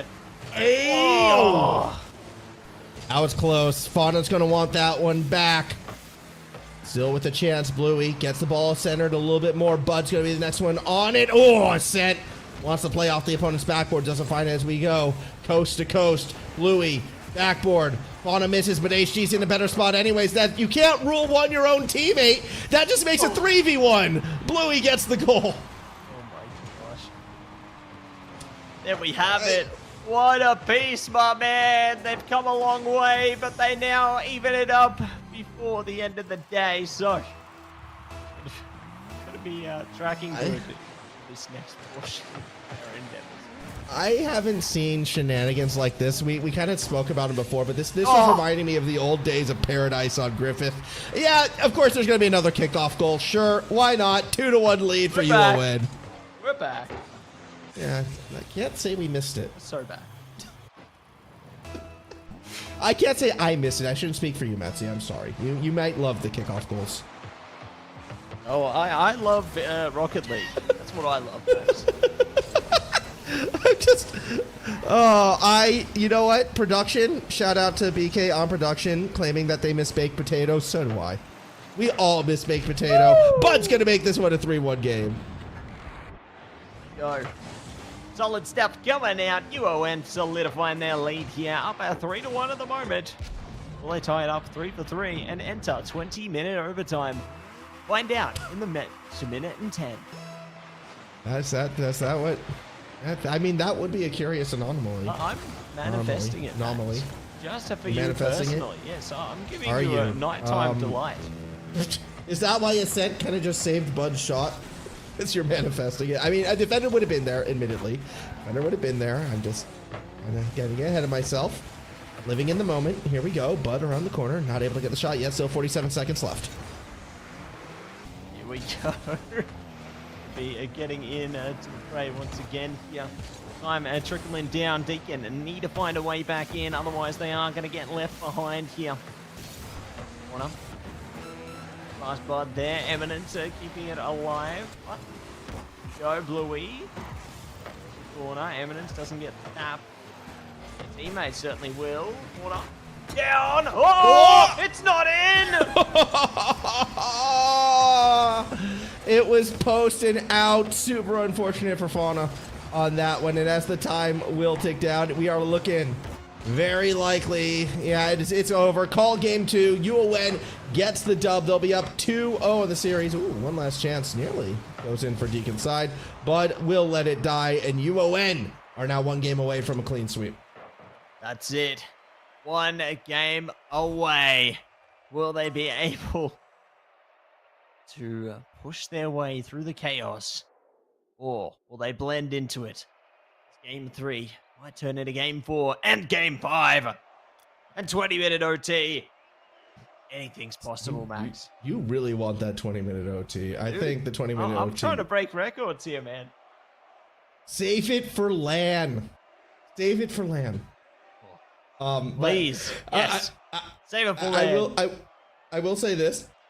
UON, it does feel like they've regained their composure. A lot less unforced errors, a lot more control, a lot more shots on target. UON back kind of putting forth that performance we were sort of expecting to see from them. The only goal they gave off was the kickoff goal, and I don't know. I feel like UON, they're sitting pretty comfortable right now, Matsy. My expectation is they should be able to get this one through, keep their momentum on pace, which means maybe you're right. Maybe we do get more chaos at this point moving forward. Either way, been an interesting series so far. We'll see how this 3rd game plays out. Yeah, let's see how it's all going to go down right now. Ooh, nice little tap through there. Not going to be able to capitalize it on early, though. They are going to slow things down, but it looks good in the initial stages. See what UON can cook up, however. Time starts to trickle down slowly. Yeah. Yeah, and Bud almost lets that one by. Eminence able to catch. Gets it through a few defenders. ASCENT wants to stay on the play. They try to get that ball off to the backboard. Passing back, anyone in the middle, it's Bud. Oh, they kind of corral the ball. Now they're looking to finish, but defenders do run some disruption. Yeah, going to be running into a few disruptions, a few interruptions. Oh my gosh. Big shot there, but it ain't happening. Big shot on your own net. Double touch from Bluey is good. And it's a 1-0 lead for Deacon. Come a long way, Max. Come a long way. Can I say I've been really impressed with ASCENT's gameplay? I know Bluey just got the goal. Great job. Good job, Bluey. ASCENT has been playing very well on UON, and I feel like I maybe undersold their impact at the start of the series. And I'm starting to see more of the light when it comes to Ascent. I'm starting to be a bit more of a believer. Bluey, though, that shot, that double touch, absolutely a thing of beauty. Super, super clean, super well deserved. Deacon out in front. And with how chaotic this game is, that actually might be enough to win it. It could be enough to get them into the fray, to get them to take things further here, but we'll see. They are going to be able to navigate. Ooh, back to the goals, says Bud. Eminence. Well prepared now. My gosh, that's one way to do it there. I'm just Mary and Luigi in chat. That was almost a disaster. I worry they missed game 1 in this series. I feel like they've come in a little late. This series has kind of already become a disaster, and we're in the recovery phase. Oh, Bud! A very tight play right there. Had it under control off the backboard. We're still all good. We're still all good. Still all good. Still all great. Good pass from Eminence. Yeah, really solid. I loved the, they slowed it down, and Bluey was just there to pick it up. Great teamwork coming through there. Gonna lock in too for Deacon playing into the 4v2 situation right now. Yeah, I did come in late. Yeah, look. All I'm gonna say, Mary and Luigi, if you go back after this series is done, no matter which way it goes, and just rewatch game 1. You know what? Go to the final 2 minutes and start from there of game 1 and enjoy. Or at least where the score was 2-4 or 3-5. It was one of those. I don't remember. That's where you want to start watching. That's where things get good. Here we go though. 2-0 lead. Deacon trying to bring it back, and you called for chaos, Matsy. We've been getting it. A 3rd goal now for the blue side. Yeah, we love it, Max. We love chaos, and there's more to come. They're blowing things up like a firework right now, and definitely eager to see if Deacon are going to maintain their stance over the rest of this one, or whether UON can find a way to advance back, because Deacon, they've had a resurgence. They've had a revival here. I know that people watching along on the stream cannot see the Steam profile pictures that we can. However, I relate to HD's one. Bud's gonna dribble this one through, get a goal. This game's not done yet as UON gets themselves on board. More than make up for it there, and they will be able to turn the gap to only 2 between them now, so making this a lot more possible. Let's see if they can tap into those possibilities, hunker down and get some more goals on the board. Demo already coming through. Fauna gonna carry it home over the top there. Not gonna be able to zone it out though, but it's good for UON. They've cleaned it. They are looking of their own part.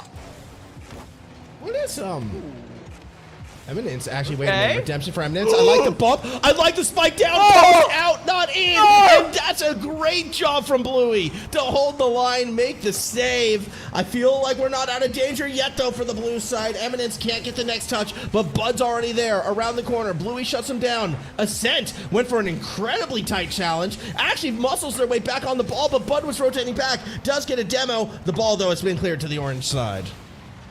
Cleaned through, and let's see if they are going to be able to deliver more now. Fauna over the top. Way. Eminence in the back line. Still has a bit of push. Oh no! And there it is. Lock it in. Deacon. Eminence is just having a rough series, it feels like, especially defensively. So many of their touches has just been putting the ball on the tee for the attacking side to bang it through. HD this time gets credit for the goal, but with a 3-goal lead, a minute 15 remaining, it feels like Deacon is going to win this one out.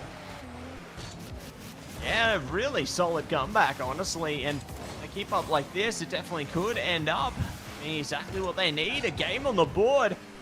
Let's see.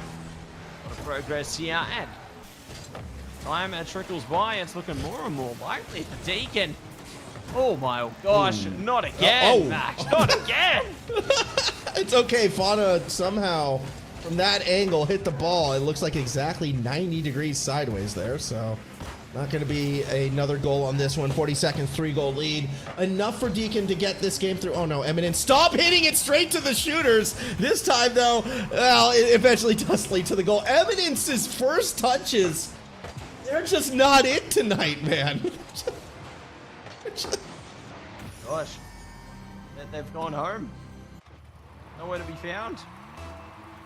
See, they are going to wake back up though, getting deeper into this one, or maybe, you know, heading towards the next game instead. Maybe that's the redemption arc there. We'll see what they can come up with next. So I am taking a look. This isn't always accurate, but if UON does win the series, it claims that the interview is going to be with the Sen. So that is, I'm being told that is still correct as far as we know. That would still be the game plan. So that's good. I would love to have a chat with Evidence as well, but you know, we'll see. I mean, we could be speaking to somebody from Deacon still. All right, that's only one game. They still got to do it 2 more times, but with the way how this series is going, it feels like not just every game, but every moment has been a coin flip. Honestly, it's just so 50-50, right? So heads or tails, and it's just been insanity. And I think that we're going to go deeper into that insanity into Game 4. You know, how deep can you get? Oh. How much deeper is there to go? It's limitless. True. Yeah. Overtimes can never. You technically, 20-minute a game could never end. Yeah. Oh, that's true. Nobody scores. Scores. We play on. Play forever. Play forever. Here we go, though, as we get ready very shortly to gear into a big Game 4. UON going to be looking to bounce back. It felt like they had sort of, you know, gotten rid of those Game 1 jitters, but they came back and Deacon took advantage of it. As long as Eminence doesn't pass the ball directly to shooting opponents, UON should be able to get back on that winning pace. We'll see if they're going to be able to bounce back. Here we go, game number 4. Go straight on track, straight back on deck. Yeah, HD. Going to take it to the skies, rise up immediately. Shot through, defended by Eminence. And the push up into the corner there. A little bit of boost, but capitalizes. A set high. Off to butt there, not going to be able to take it, and here's the comeback from HD. Yeah, HD had some great defensive plays last game. They aren't able to get much on offense with no boost. It's particularly difficult. Oh my! Okay, Bud almost owned goals. A great save by Evidence, and now Ascent just turns it into a shot the other way. And be able to clean it the other way, and be able to save the day, but Louis to take the day in another direction now. Eminence sends it straight back. Are they going to be able to get there in time? No! Return serve, and they swerve the first in. Yeah, just, you know, sometimes you put it towards the opponent's net, and HD, despite boost, kind of reacted a little too late to it, I suppose.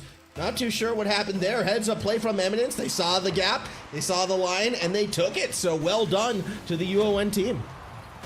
Well done to the team there. They are going to be solid in the beginning, and we'll see if they just stay solid in the end. Oh my god. And it's 1-1! Woohoo! Hold on, who did that bounce off of? We need to watch this again. Bud to Bluey. It was Ascent this time. Eminence actually, okay. Hold on. Watching the replay, you saw something you didn't see before. Eminence was going to have a chance on the save, but got Goomba stomped in the background before they were able to get there. So that was a bump that set up the goal. Good job for Deacon. Heads up play gets them an equalizing point. Equalizing a point, and they're ready. Push things one step closer here. Let's see. HD and go. Bluey. Get through. Ooh, almost. Go through the side there, Bluey. Okay. One. Is it over? Surely not. Okay. What? Where's Eminence going? What's going on, Max? Everyone's just committing, and I love it. Full commit. Yeah. That's what the Elite Series is all about. As I see Bluey off the backboard. Runs into Eminence. Fauna has to rotate back. Eminence still chasing the ball despite no boost. Steals the corner boost. Wants to get above Fauna. Does so. Throws it back down. Gets a second touch. Ascent was so far back, though, that they're a little too late on the challenge. Bud will get there. Again, corner setup. Eminence has a chance when misreads Bluey's play. They're going to be misread there, but... Oh, not again. Oh. Okay. Okay, they were there. They were there this time. It's all... Max! Max! No! Okay, so look, they were trying to connect with Bud and HD got in the way, okay? It wasn't, I'm not going to put that all on Eminence. They had a play in mind. They were calling for the pinch. It just didn't work out. It's okay. It's not another situation of Eminence passing it to an opponent. That was a proactive play by Deacon to get in the way and steal that one out. Oh my gosh. Absolutely insane. Good save. That was a really good save from More of those to come. HD right there. Eminence, good setup. Ball showing the waterfall down, but not in. As we're over halfway through this game, and if it continues as it is, Matty, we'll have our first game 5 of the season. Ooh, I'm keen as can be. If we are going to get there, we'll see how far they take it right now, Max. They hit it over the top, Louis. Stopping it in its tracks there. The track ahead, Eminence. Good stoppage. It's up high, shot down low, a little bit of boost to go. Boom! It's 2 for 2. So, I like the goal for UON. I don't like the double commit in front of net. That could have gone terribly, especially because there's a defender there. Works out for them. They don't get in each other's way. Tie ball game, just under 2 minutes to go. Under 2 minutes to go. Will UON be able to get on top of it? Will Deacon or go to OT? 20 minutes. All on the board. Let's see what they can manage. Oh no! Oh, no, not again, no, Evidence! Not again! Okay, defenders are back this time. Oh, Okay, no. new rule. No. UON, look, I don't mean to be toxic. Eminence, just play in the attacking half. Just don't let the others take care of it. It's going to go ahead and make this a 3-2 game. They've done it. Gotten on top of the scoreboard there, and hopefully there's no more scary UON is moments. going to hate me forever after this game. I'm sorry. Yeah. I'm so sorry. Especially when they're winning, right? They're doing well. The team is objectively ticking the boxes. So this is going to be a bit of a swing and a miss right there. Here comes Bluey now around the outside. His set gets in the way. Finds another touch with help from Eminence underneath. Bud's going to have to rotate around. No boost. It was taken before. What can they do in that situation? All 3 people rotated back corner? Okay, well, that's an interesting situation. And then they all push too far forward. So the ball's going to slowly roll off the post. And unfortunately for UON, not in the net. That could have been a good one. Good subjective word. Oh, Could have been 1. yeah, it could be good for one. Anyway. Here we go. It's like you play for the pass no matter which team has the ball. It's felt like that. It really has. Here we go. 30 seconds remaining. Eminence lets it fall. Bud gets the touch up. Wanted to reconnect with Eminence. Defenders get in the way. Now it's sent across the middle. Doesn't get punished. HD stays behind the play. Looking for something. It is going to be Bud who gets underneath. 12 seconds to go. Down to the final 10. Last chance for Deacon. They've got to go the distance of the field. Yeah, they're going to press armor, go the full way there. We'll see if they are going to be able to make it happen. Wait. Louis, HD, No! It's all over. You know and what? get it done. And MVP, it's going to Eminence. You know, for all the flack we were giving Eminence, they still got 2 of the goals. All right, they had led the team in saves, led the team in touches. There's a reason why Eminence was called out for as a player to watch out for. Was that their best game defensively? No, not by a long shot. But they still got the win. Matsy, they still were able to come out on top. So you know what? Can't complain. Can't complain. Head down, move forward. A bit of a rough series for both teams. Welcome to the Elite Series, Deacon. Yeah. Welcome. Welcome to paradise. No, he retired. That's it. But great series coming out there. Chaotic series, to say the least. And we got to the end somehow, Max. That was a chaotic series, and I will be showing game 1 to friends and family afterwards, being like, hey, I watched this. It's already on VHS. This is esports. This is... I'm actually curious. Again, we are going to have a quick word with Ascent, I think, in the very near future. I'm going to be so curious what Ascent's take on this series is. Because, like, where do you even begin? Like, what was going through their minds? I just want the game one POV. You know, what's going on with the team? Just game one. It's all we need, man. I think, well, you know, I think we're almost ready to figure that out, Matsy. Yeah? Yeah, you reckon? Could be. Up to you. No, it's not up to me. It's up to you. Because we have none other than Ascent Online. Welcome in. How's it going? I should be asking you that. How are you feeling after that series? All right, I want you to rate. Honestly? Yeah, honest rating. How you feel you guys played as a team, and then maybe we'll add our input over the top. As a team, I think it was definitely interesting. There was a level of teamwork that was displayed. I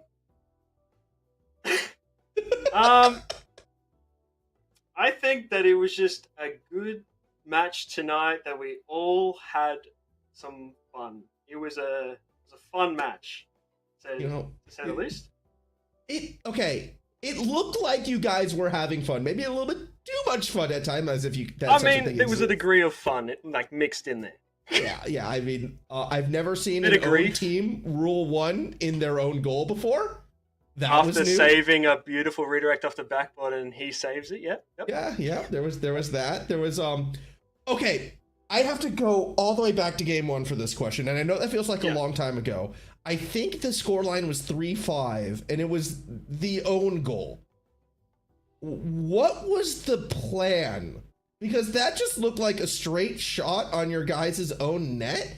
And normally with an own goal, you can try and see what the person touching the ball was thinking. But that one felt like there was no pressure coming. There was no attackers around. And it was just, you slotted it in. What happened there? I think it was just like a little bit of a fumble, you know, like my hand slipped, his hand slipped, like something happened. I don't know. Like, you know how slippery controllers can be, you know? Hey, when you're sweating and trying hard, there's a reason why that exists. It just slips straight off, you know? Can't let them know our next move. Okay, bud. I see that response. So what were the comms like in game one specifically, and maybe at moments in games 3 and 4 as well? Like, were comms still cool, calm, collected, or there was communication. There was chatter amongst players. Okay. Now, how often did the chattering happen? Not to call a player out, because, you know, they did score the most goals for your guys in the end. Like, he did have some great offensive plays, but some of the defensive touches out of eminence that seemed to go straight to strikers on the other side. I think he was just, you know, trying to get some saves for the team, and, you know, he was trying to be creative and abstract in a way, you could say. Instead of just a normal save, he's trying to like spice it up, give something for the audience, you know. And if it looks like he almost failed, or like, you know, an own goal happened, I think that was just his finger slipping, you know. Like, it happens. None of that was on purpose. Fair enough. I like hearing that. Moving forward though, crazy series. You still got the win, still undefeated on the season. Oh, just barely. Just barely.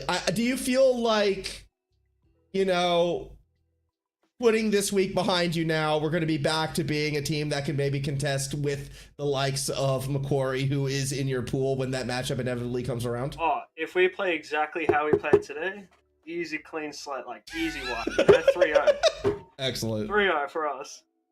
I like that. I like that confidence. I mean, if we lock in, you know, just lock in, we could definitely have a good shot. You know, there's practice happening before the matches, and you know, we could definitely have a good crack. Right. We're definitely getting along better, and we're slowly making progress, and we're just kind of getting it all out of our system before we move into the harder teams, you know? I like Evidence response in the Twitch chat. I was trying to dime my man Bluey. He's the GOAT. I respect it. I respect you guys taking the giggles, taking the shenanigans on the chin as well. Congrats on that win. I mean, it was a very fun series to watch. I'm glad it was. Good vibes all around there, Ascent. Really appreciate your insights, and yeah, really excited for the rest of the season for you and your team. Best of luck for the rest of the adventure. Thank you. Have a good night, guys. You too. Thank you. There you go. Good as always to get some insights from some of our players, Max. You know, having a trip into the good times, into the funny place. You know, They all good. They know. Yeah, I mean, that's they know that one was bizarre, right? Like that was a series of all time. Tonight has been 3 series of all time. Like at least we can say nothing has felt repetitive tonight. No, every series is its own unique adventure, and I don't know what's going to happen next, Max. But I do know what is going to happen right now. We're going to head to a break to recompose ourselves, and we're going to get another series on its way with another adventure. We'll see you soon.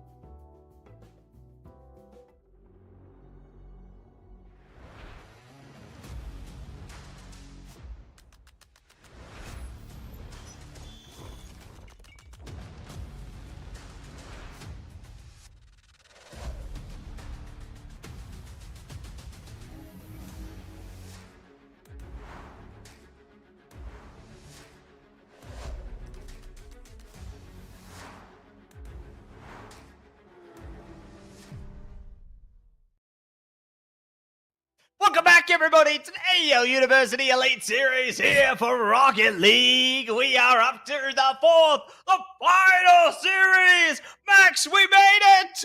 Woohoo! And this was our 4M match, right? This was the Maxi and Max's match of midweek. The big one, the one, if anyone is going to go 5 games, it's going to be this. QUT making their Season 2 Elite Series debut against UTS, a team that feels like they have a lot to prove after last season. Really, both these teams feeling like they've got something to prove, as they each did miss out on the top 4.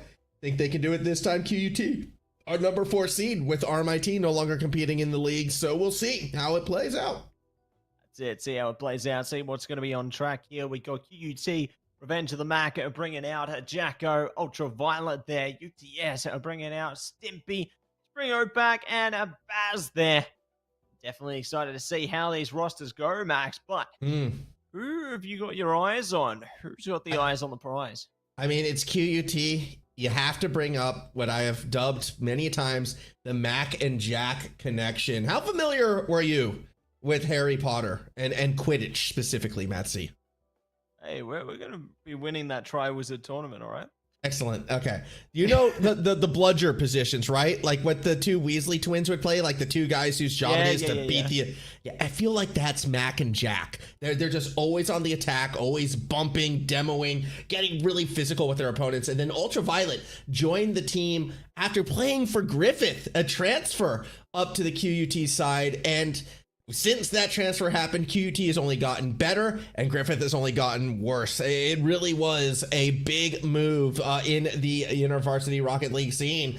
It's why I feel QUT can be a threat to go quite far in this one. This is a trio to look out for. They're one of my 4 picks to make it to LAN, but they've got to get a big win against Springho, Pack, and Co. UTS, their games are always unique, dare I say. They always find ways to stay competitive no matter who their opponents are. Agree with you there, Max. Definitely staying unique, staying on top of things, let's say, and very eager to see how it's all going to play out in through this best of 5 series right now, as well as we jump in to the fray. Bring her back, holding on, trying their best here.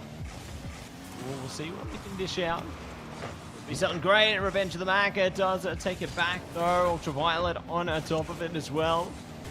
Push it towards the UTS side of the pitch here. QUT still giving it there. But bring her back. Oh, not getting it yet. I feel like there's been a couple touches now from UTS where the net has opened up for them and they haven't taken advantage of it, at least not as efficiently as I would like to see.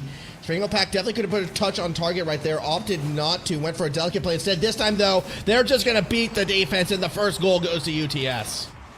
That's it, straight through towards UTS there, blessing the timeline, taking away their first goal, and very eager to see how things go down into the next kickoff here. 3 minutes 52 are going to be left on the clock in this one, and we are locked in and ready to go. Yeah, 1 quick goal could warrant another. QUT on the hunt, ball gets popped up. Stimpy already back there for the first save. Mac, though, going to try to keep it around. Ultraviolet in a good spot to strike, but the ball, it just got behind the defense, and had QUT been expecting that, I think they score right there. A little bit too chaotic for their own good. Defense recovers. Yeah, they're going to be looking so good here, and see what they can do now. Jacko, they're slow. Past the midfield, Stimpy in the back line already. Stop this ball, does get the hit through, but Ultraviolet there to keep it alive a while longer. Jacko still on track as well. Mac ready to support. Nice and slow here, delivers it away, and does push it through to Ultraviolet. Gets them all done. Jacko's going to try to make a play off the roof. Springho Pack should be the first one there, however. Can't get it around the corner. Ultraviolet again with the cutoff. Mac wants to step in it. And I'm noticing already this QUT team, their rotation's different from what we've seen in the past. It's kind of been Ultraviolet in a much more forward-playing role when, last season was often more of a bit of a third man. And it's been less Mac and Jack and more Ultraviolet and friends at times. Here comes Mac and Jack. Now the two of them are pushing forward together, but the ball still winds up going back towards Ultraviolet. Yeah, going to be in a tough spot there, aren't they? And Jacko to bring things up a notch. Violet is across, straight towards Baz there. Ooh, I love that patience. Breaking. So solid. Stimpy as well. Pushing it down center, and there it is. UTS take their second. Yeah, this is a great start for the UTS side, but Stimpy, realistically, Louis Armstrong had all the time in the world to just put that one straight through and in. 2-0 lead as UTS continues to roll on. Used to roll on and stroll in, and let's see what's gonna happen now. Past it, the 2-minute point here. UTS tracking well down the opposing side of the pitch right now. Jacko looking to clean it straight back, however. Take their own control. Ooh. Ultraviolet, good spot. Oh no! It just ain't happening. Yeah, I like that setup, though, and I like the attempt. Jack, though, is going to put it right over the top of Mac. Ultraviolet's there with the cut. The defense will hold. A minute and a half still to go. UTS on pace to take this first game, and a great showing from the Sydney side. Ultraviolet, good setup for Jacko, and we're back within one. Within one, and ready to get this done. Let's see. They are going to be able to take it back. 1 minute and 24 seconds is all they have to play with here. And time to shine is right here, right now, with a demo. Kick off with a bang. Go, Jacko on the outside. Actually gets the second touch as well. QUT might be cooking up something here. Ultraviolet's in a good shooting position. Ball's going to waterfall down. They're unable to get the cut, but the net's open. Jacko races to get there, can't in time. And Stimpy found the clearing play. 1 minute to go. QUT left for wanting. Still going to have a couple more chances. Yeah, still going to have a couple more chances here. Still going to have more opportunities across the board. Ooh, trying to swing it over the top. Going to be held off by Spring Opak. Doing bits time and time again here. Keeping it away from their goals as best they can. But try as they might, QUT is still in this fight. That they are. Ball in front of the net. A chance to go for the redirect. There's still Ultraviolet there, who gets the 50 and gets it in. QUT complete the comeback. Tie game with 30 to go. Well played, and there it is. 2 for 2. They get the job done. And there is still so much more on the way across here. I don't know which way it's going to go. Is this going to be the moment we've all been waiting for? 20-minute OT on its way through. No. Disavow. Disagree. In fact, if anything, we could see QUT end it in regulation. Off the roof. Jacko won't get the chance. That's Stimpy again getting in the way. Stimpy's defense has been a highlight for UTS. Mac, though, wants the air dribble bump. Only got the air in the dribble. The bump came from Bass as they bumped the ball to safety. There it is, OT time. Max, we're so back. We're so back at the start of the journey here, and I am all for it. Let's see which team is going to be able to take control right now. Ooh, almost going to be over before it even began, but Ultraviolet still trying to put the hard yard in. Okay. There's been some sketchy moments from both teams defensively in this one where I feel like more aggressive positioning would have warranted a goal. We saw it at the start of the series from UTS. Now we're seeing it QUT as well. Just playing a little bit too far back. It is overtime. You don't want the counter against you. Conceding a goal does concede the game. And they are going to be on the defensive side right now. UTS on the hunt. Stimpy off the roof. They might find a teammate here. Good job from Ultraviolet keeping it above net, keeping it as safe as possible, but the pressure still continues to mount. Pressure building up over and over again. That's it. Baz locked out. Goodbye. Goodbye, good friends, goodbye. But it's not time to go. The show goes on, and Baz is the conductor. And it is. Here we go. Mac gets a second touch underneath. Wants to stay on the play. Around the corner, Spring Opak does what they can, but it's going to be Jacko up to Mac. Back down to Ultraviolet. Needed a bit more on the pass, but it doesn't matter. Ultraviolet is that guy. Wins the 50, wins the goal, and wins the game. That's it. Getting it done, my man. And getting it done in style. So, first game are going to be sorted. QUT on track for that one. was a hard-fought endeavor. I'm not going to lie. It was definitely a journey, to say the least. But they made it. We got through that journey. And we got to the other side somehow, Max. And here's the thing, like, yeah, that was an overtime game. Yeah, it felt close. Look at the shot differential. Look at the saves differential. QUT controlled that game for all intents and purposes.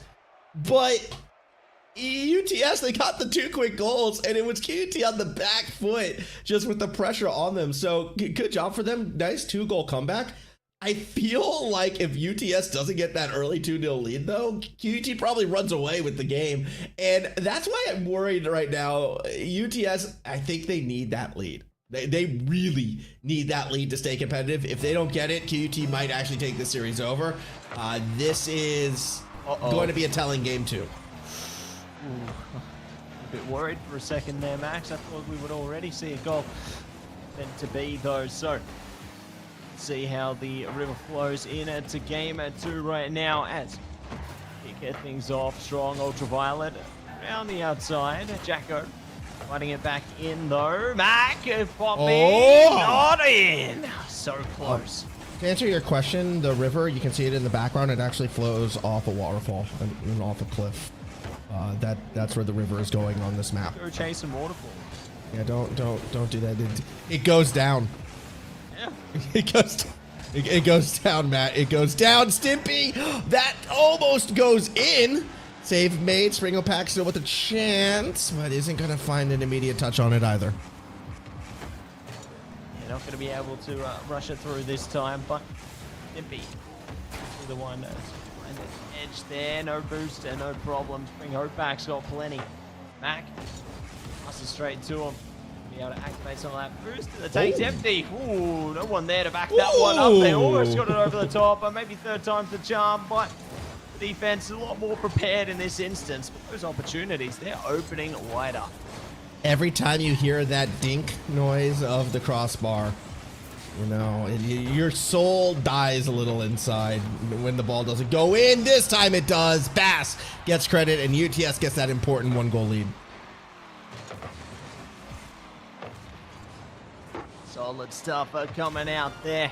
Yes, on a track. And, you know, you were talking about this is the time for them to try and make a comeback, Max, and they've already started strong, but early days as yet, you know, not going to get my hopes up.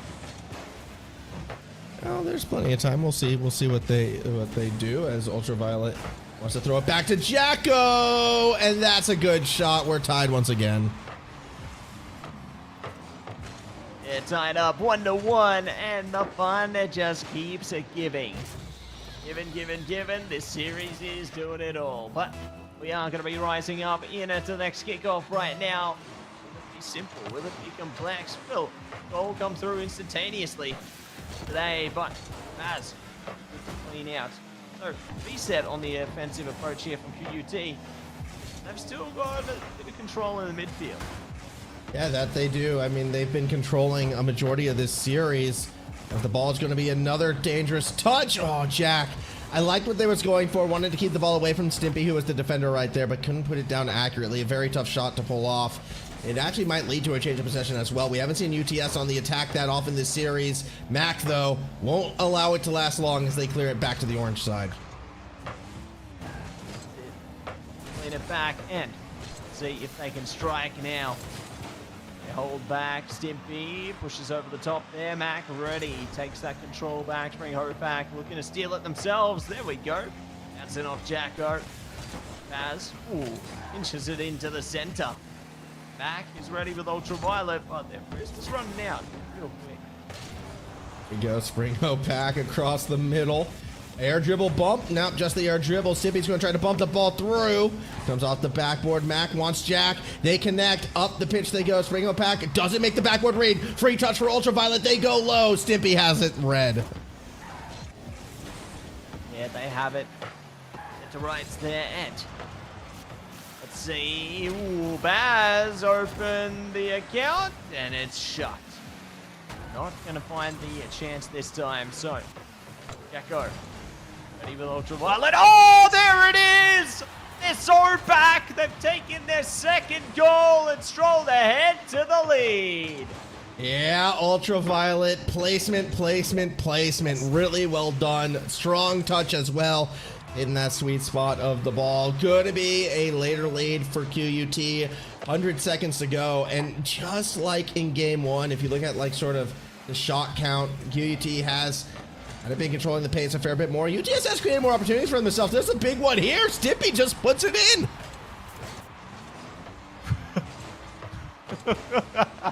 Just when you think one team's got the lead, the other team just denies, says no. And they played pinball in the goals as well. Just a cinema. Absolute cinema, Max. And we are going to be seeing the next entry into this tome of Rocket League. And so I don't know who's going to be able to write the next entry right now because chaos just keeps on giving. And it does. Mac wants to go sidewall. Has a chance to center it. Ultraviolet's there, but instead goes for the backboard. Nearly found the gap in the defenders, but it's not going to be the case this time around. Stimpy leading the charge back to the other side. Bass, no boost. Won't be able to push forward. Tries to rotate back around. Misses the midfield. Still finds a challenge. It's Stimpy and Springho Pack. No boost, no matter. The shot is on just a little too high. Little too high, and they will deny. Let's see. They are going to be able to fly through with, ooh, good defense coming out, critical moment, and they will deliver the result. But we're trying to go for another goal right now. Stimpy up high, tries to pass it low. Jacko to close it out there. Mac one in the same, maintaining control on the defense, and they finally push it forward. But Stimpy trying to send it back. We go again. QUT. They drive this one. And let's see, Jacko shot on. Bass makes the save out the net. Finds a teammate. Tries to find Springo Pack. Instead we get a demo. Bass isn't there.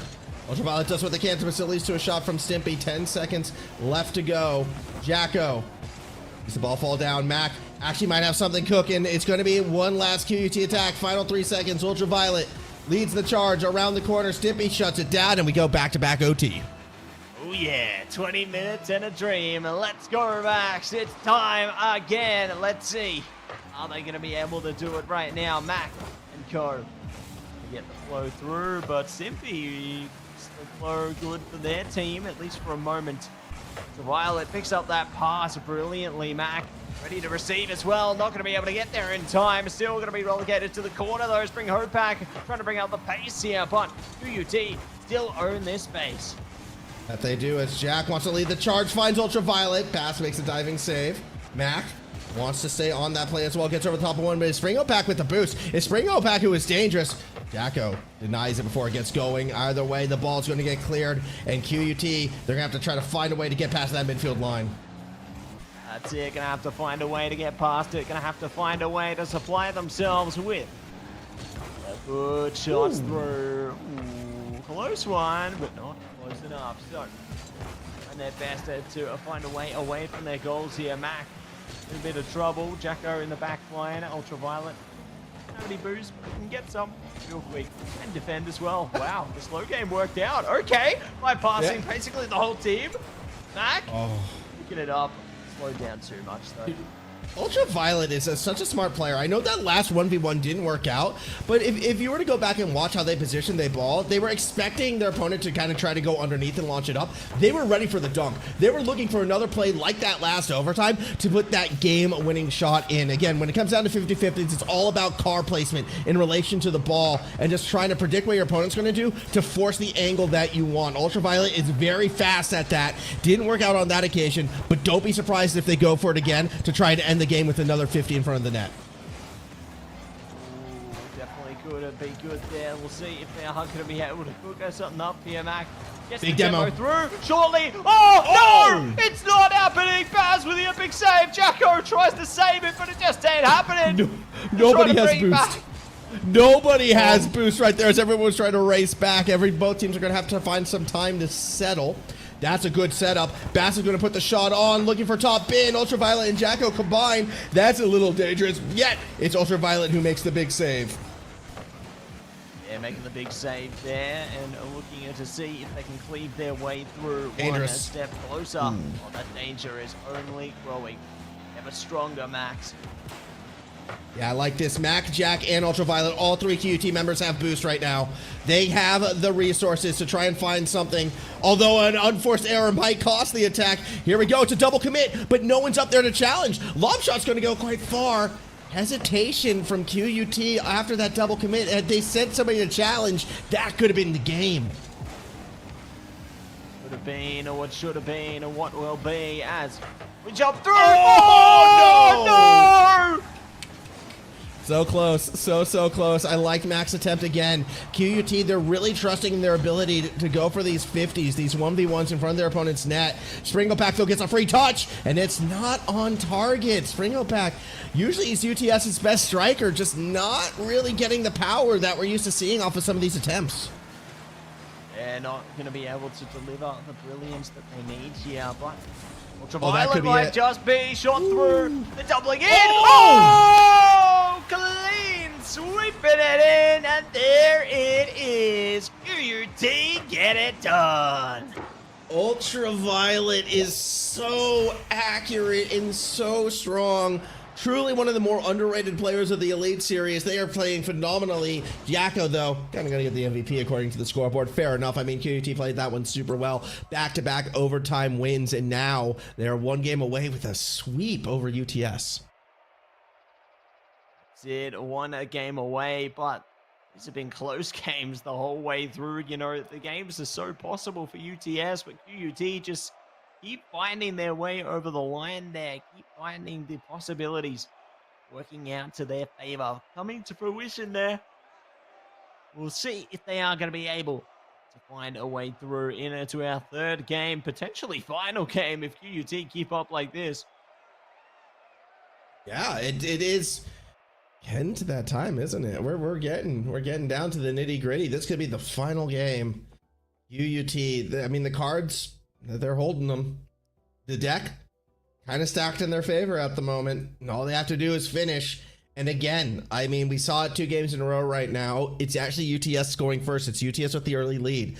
I feel UTS in their playstyle, they need that early lead. If QUT gets the first goal, I still predict they run away with it. I'll be curious if they find it here. Yeah, I'm curious as well. Curious to see how it's all going to go. Jacko good in the back line there. Stops the early goal from happening. And able to redirect some of that momentum upfield. Mac did yield the result. A big boop there. Scoop it over to Jacko. Creep it up the wall. Simpy, watch it fall. Ultraviolet will be there to pick up the pieces, but already finding a good bit of pacing to the series early on here. Yeah, and it is still, oh, a beautiful 50 from Jacko. Stimpy was back, though, to make that save. Stimpy, arguably the best defender to this moment on UTS. They've been the thorn in QUT's attacking side. Jacko, though, may have found a great setup to Max. Stimpy tries to get underneath and does. Great touch, actually, right off the hood of the car. Actually, kind of more off the front windscreen. Finds the distance. Jacko now looks to follow it through. Out of the corner. Nobody underneath, but that's a rare miss from Stimpy. Bass has to go low. Sets up Ultraviolet, who can't hit it straight. Tries to play the wall, and, you know, we're into the corner. To the corner and ready. Calm before the storm, if you will. Mac, keep it on track as well. Big pass in the air. Ultraviolet. Dares to be great, dares to endeavor, and it will be epic save coming through from Stimpy there. Mac tracking along with it again, slowing things down, getting their teammates in the right places, but Baz snatches away for a moment. That they are. Here we go. Ball in front of the net. It's Ultraviolet. Ooh, got kind of in the way, but not enough to really warrant too much. We're going to go side to side right now. Stimpy to the roof.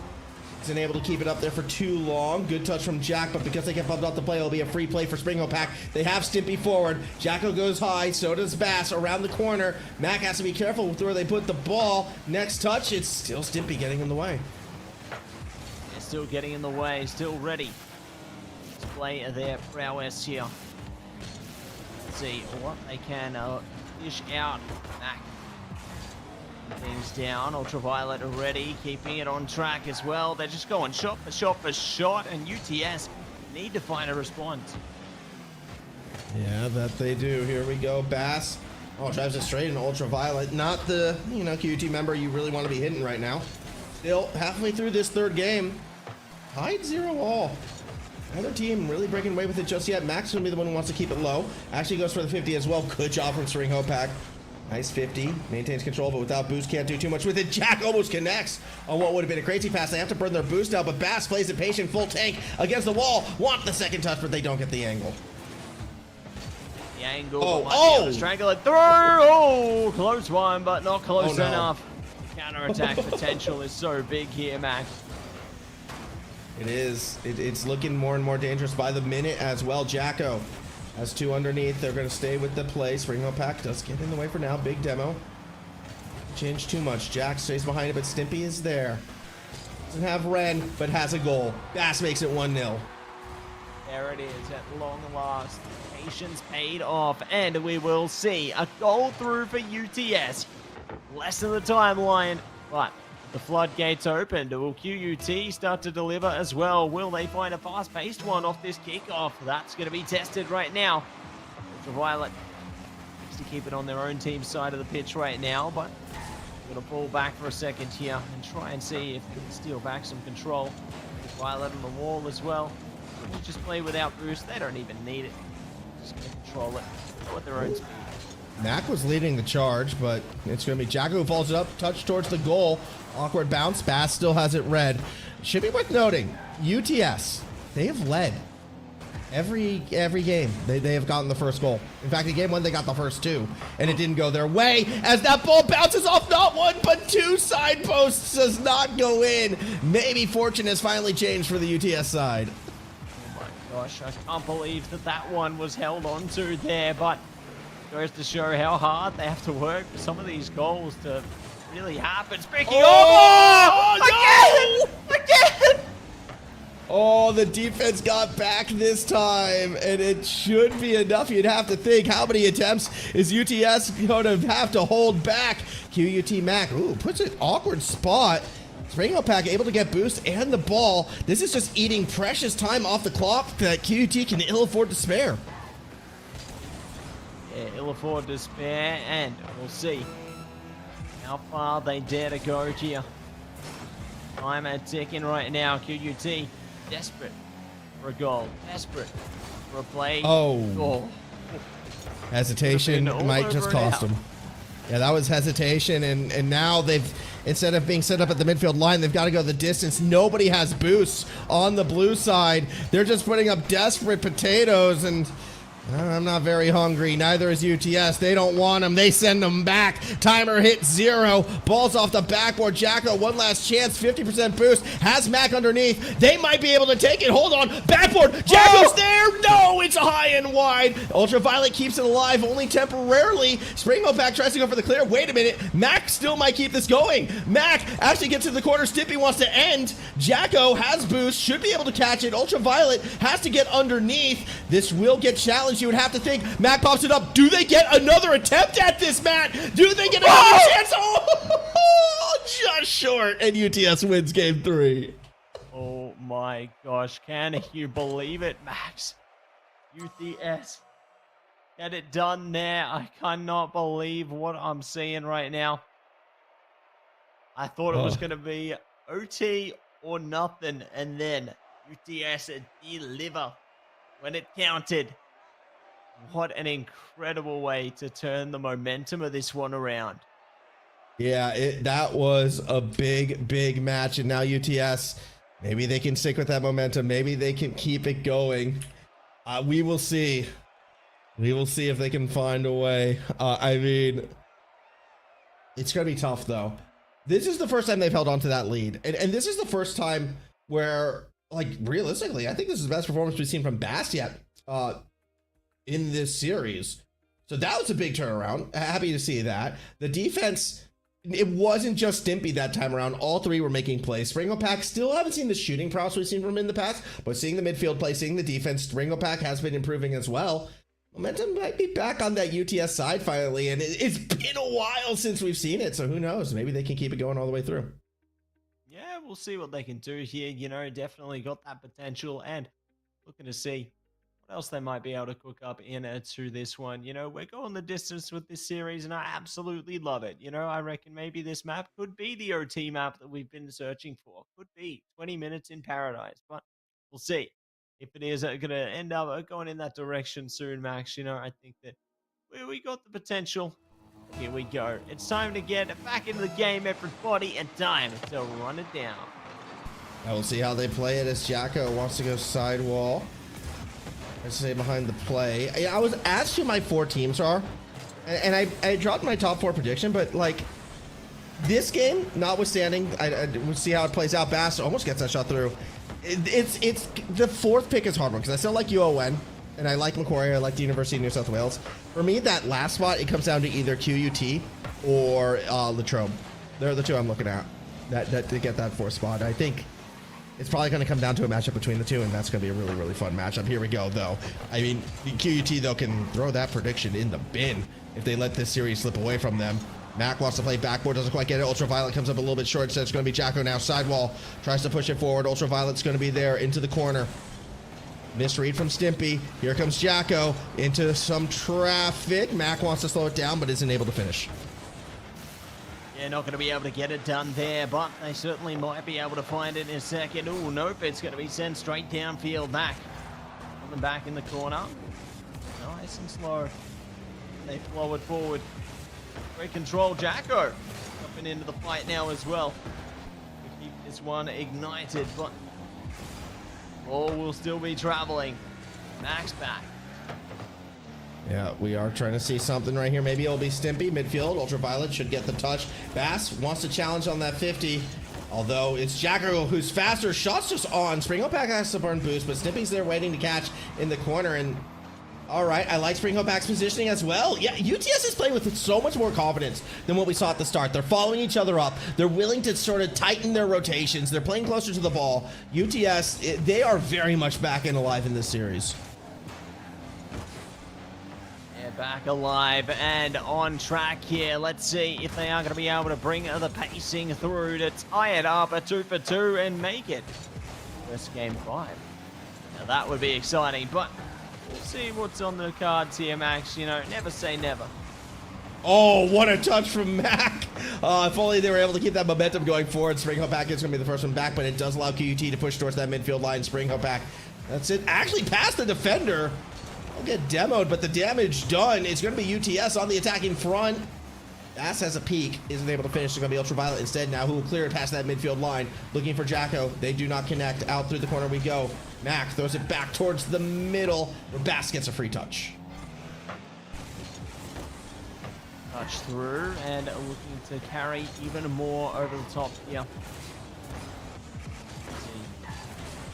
And get something. Mac ready. Big boost picked up there. Ooh, does put a stoppage to the ball. So at least help their teammates in that sense. Jacko's ready to try pick it up. Won't get it, but Ultraviolet will. As Bass tries to make the play on Mac and actually does get it behind him. Again, at the start of the series, it felt like every 50-50 was going QUT's way, and that has shifted. UTS just getting the better of them consistently. Mac, though, still going for a musty. Doesn't quite get all of it. Jacko's going to try to pop it up to a teammate, and actually they catch it themselves. Has to play keep away from Stimpy. Back over. Mac, not a free touch to Spring Hope Pack there on no boost. Still gets a challenge. Still stays on the play, doing so much work with so many little resources. Spring Hope Pack, and so fun to watch in this one. He is playing very well. Very well indeed, and looking to speed past and make their play be even better. What? Time ticking here. No one's found a goal through yet, so we got my sights set on what could be. Oh, there it is! QUT back on track, a minute 8 to go, and they find the first. And it comes, A, great pass from Jacko out of the corner, but B, Ultraviolet as well, keeping it high enough away from the 2 defenders, and C, this is the first time QUT has actually had a lead with the first goal this series. And I kept saying UTS was staying competitive with their playstyle because of the fact they were getting those early goals. They were able to play a bit more passive, a bit more defensively. Granted, they've gotten more aggressive, so it's no longer as important, funnily enough, but with 1 minute remaining, hey, any lead is going to be significant, and right now the pressure is on the orange side. They've got one chance to equalize it in this next minute, or this series is done. Yeah, they need to deliver as soon as possible. Otherwise, we could be saying goodnight right here, right now. We'll see. Ooh, if it's going to be. Oh, there it goes. Another goal. Jacko says no. Oh my goodness, Jacko. I love this read off Stimpy. The 50 game in front of the net. QUT's bread and butter. They do it again. 2-0 lead, 35 seconds. That should be the dagger in this series. The dagger and well, I think that dagger is being driven deeper, Max. Now we twist the dagger. Yes, we twist the dagger. Little twist, just to make sure. Now we grab the second dagger. Ooh. The second one's longer. So, and then we get the cloak. Yeah. Here we go. 30 seconds left, and well, 3 goals, 30 seconds. I hate to be the bearer of bad news for UTS, I truly do, but it's not going to come to their way. It's going to be a win for QUT, not, you know, the Game 5 banger I thought it had potential to be. But, hey, that's just a testament to how strong QUT can play this one. This one's going to be an important matchup for both of these teams, I feel. And QUT, they start off their Elite Series campaign with the win on the right foot, putting it forward. QUT wins this one 3-1. There we have it. 3-1, they get it done and will be able to secure themselves victory in this series. The final countdown, and honestly, throughout all the chaos tonight, I feel like that was the most peaceful series. First series. I think the first series was the most peaceful, actually. Yeah, I know it feels like a long time ago. Nothing happened. Look, I love both those teams, right? Full respect to everybody here. Nothing happened that first series, man. Like, it was, I don't know. I suppose you're right. Every series was different, though. That's what made tonight. No 2 series was the same. Not We wrong. appreciate that. We appreciate you, Max. Oh, You're the best. I appreciate you too, and I appreciate everyone. I appreciate the fun we had. I appreciate the fact that I have. I appreciate BK. I appreciate everyone. That's, you know, okay, BK can't hear us. BK left the Discord. I don't appreciate BK. BK's a troll. BK, I'm locked in BK's basement. Let me out. Let me free. Oh Let my me free. gosh. Let me free. Let me free. We have an interview with Mac coming up, by the way. Yeah, we do have an interview with Matt coming up, by the way. So I'm pretty sure BK probably could have heard all of that. I reckon definitely. Oh, hey there. Hey, oh, producer man. Welcome back. Well, welcome back and welcome into our interviewee. It's time for Mac. Yo, how's it going? Oh, yo. Welcome. First of all, congrats on the win. I know it was a little later for you guys. You got week 1 to kind of watch the competition, get yourself settled. Come through, 3-1 victory. Tougher opponent in UTS. How confident are you feeling after that series ends? Yeah, pretty good. Ready for next week, I guess. Yep. I mean, fair Nothing enough. too Kind crazy. of need to be ready for next week. That was the warm-up game. You guys have Macquarie coming up next week, who is arguably going to be your biggest competition when it comes to trying to qualify to get into a LAN playoff area. I mean, do you feel like it's your goal, you know, obviously your goal is to win the pool, but how much do you like your chances to finish second in the pool and, you know, actually get yourself to LAN? I think our chances are like 67%. Like, you know, it's not too high, not too low, but with, you know, enough drive, I think we might be able to get there. In which team, I guess, do you feel like is going to be that biggest obstacle for you? Because, I mean, it felt like UTS could be a challenge. You have a matchup against Latrobe later in the season. It could come down to, depending how that plays off, you or UON even playing through. Who would be the biggest challenge? I don't know. It's tough. I feel like every semester it changes. But I'm excited for Macquarie. And UNSW. Are they in this comp? UNSW? Yeah, they're still in the comp. They're just in Yeah, the of other course. pool. I had to make sure. Yeah. The They exist. They are real. They even played today, believe it or not. But true. I can understand you missing. Still getting it used to because- this format. Yeah, Format's bit. a little different this year. More teams, more on the line. But I mean, there's been a lot. I feel like that's been changing for your club behind the scenes, picked up by Respawn, which is QT's esports club. And what kind of support have they been providing for you? Yeah, not much at all, to be honest. Nah, they've been pretty good. It's like communication made it so much easier. Like I know every semester I usually get pretty lost, and so does the rest of our team. But nah, they've definitely made it a lot easier, and it's something that's new to us. So still waiting to see what they have to offer. But yeah, Okay. kind of cool. Fair enough. Fair enough. Love it. Honestly, love it. And I got a question for you too as well there, Mac. If you guys do make it to the LAN, are you going to be wearing that hat behind you into the LAN? Oh, definitely not. That's not even mine, to be honest. I was thinking about that the whole time. I do not like that hat. I hope it leaves. It can stay for now.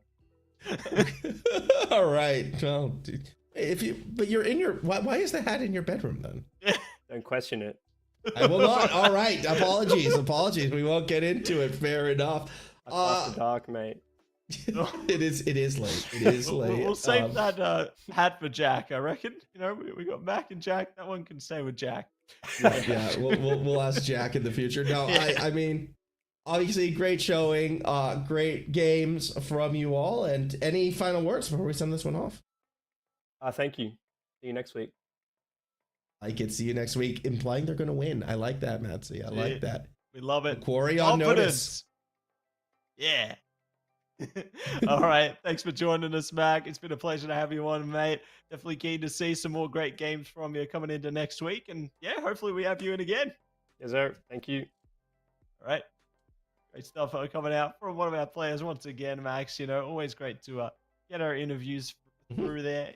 Good vibes all round. Just can't get enough. And can't get enough of some of our favorites, our sponsors. Oh my gosh. Our sponsors. Oh my gosh.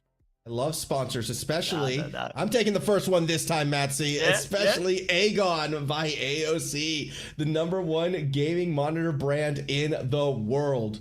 AGON by AOC provides best-in-class monitor solutions for gaming and all other needs. Couldn't have said it better myself. And you know what else is great? It's Indomie, the noodle partner. Made with high-quality flour and selected ingredients and spices. A plate of Indomie mee goreng will certainly brighten up your day. Try any one of the flavors available today from your local grocer or at indomie.com.au. I want some right now. I'm hungry. You do? But, I imagine. You know what else I want? I know you're hungry. You're hungry. But I'm ready. Let's go after dinner after this. No, we can't go. We're going because after. We got to recap the day. We got to remind people what they missed. I know dinner's close, but look, it was a bad day to have a red logo. All right, Latrobe red logo lost. Deacon red logo lost. UTS white logo, but I like to pretend it's red. Lost as well. It just wasn't great. They were on the red side. It wasn't good. Yeah, what about Macquarie, Max? That's kind of it. Look, it's a lighter shade of red. It's more orange, so they got the slight edge over it. Like okay, yeah, and there's some red in UNSW. Anyway, enough about that. Let's see how the games, what the results of the games turned into. So as you can see there, a leaderboard looking pretty solid, I'd say, for Group B. You know, you got a tied first place there between UNSW and UON, but on Group A, it's a bit more shaky. You know, only Macquarie the clear leader at the moment. I mean, only because QUT's only played that first game. But I will say this: by the end of tomorrow, or next week, tomorrow in Rocket League terms, it is going to be only one team still undefeated in Group A. We are getting that Macquarie versus QUT matchup next week, which is going to be a lot of fun. On the other side, do we also see the same thing? No, it's actually going to be New South Wales versus Deacon, and it's going to be UON on a bye. So there's still a chance they'll still remain undefeated on the Group B side. We actually don't see New South Wales versus UON until week 4. So that's going to be a big week when that one comes around. But yeah, I mean, standings shaping up where it's all about finishing atop the group. There's still a few contenders on both sides. That's it. Big contenders shaping up on both sides there, really showcasing their strengths. You know, week after week, we're seeing these teams that build themselves up. And if you want to see more of the highlights, more of the action, make sure you check out AU Esports League on all of our socials. You know, we got Twitter, we got Instagram, Facebook, YouTube, we got it all. Make sure you check it out to see all of the highlights from all of our different products there. Definitely good to check it out. And we're going to be back same time, same place next week with more chaos, more Rocket League, and I can't wait to see you all there. It's the M&M Show, signing out. We're ready to stand up, and we are ready to see you guys in the next one.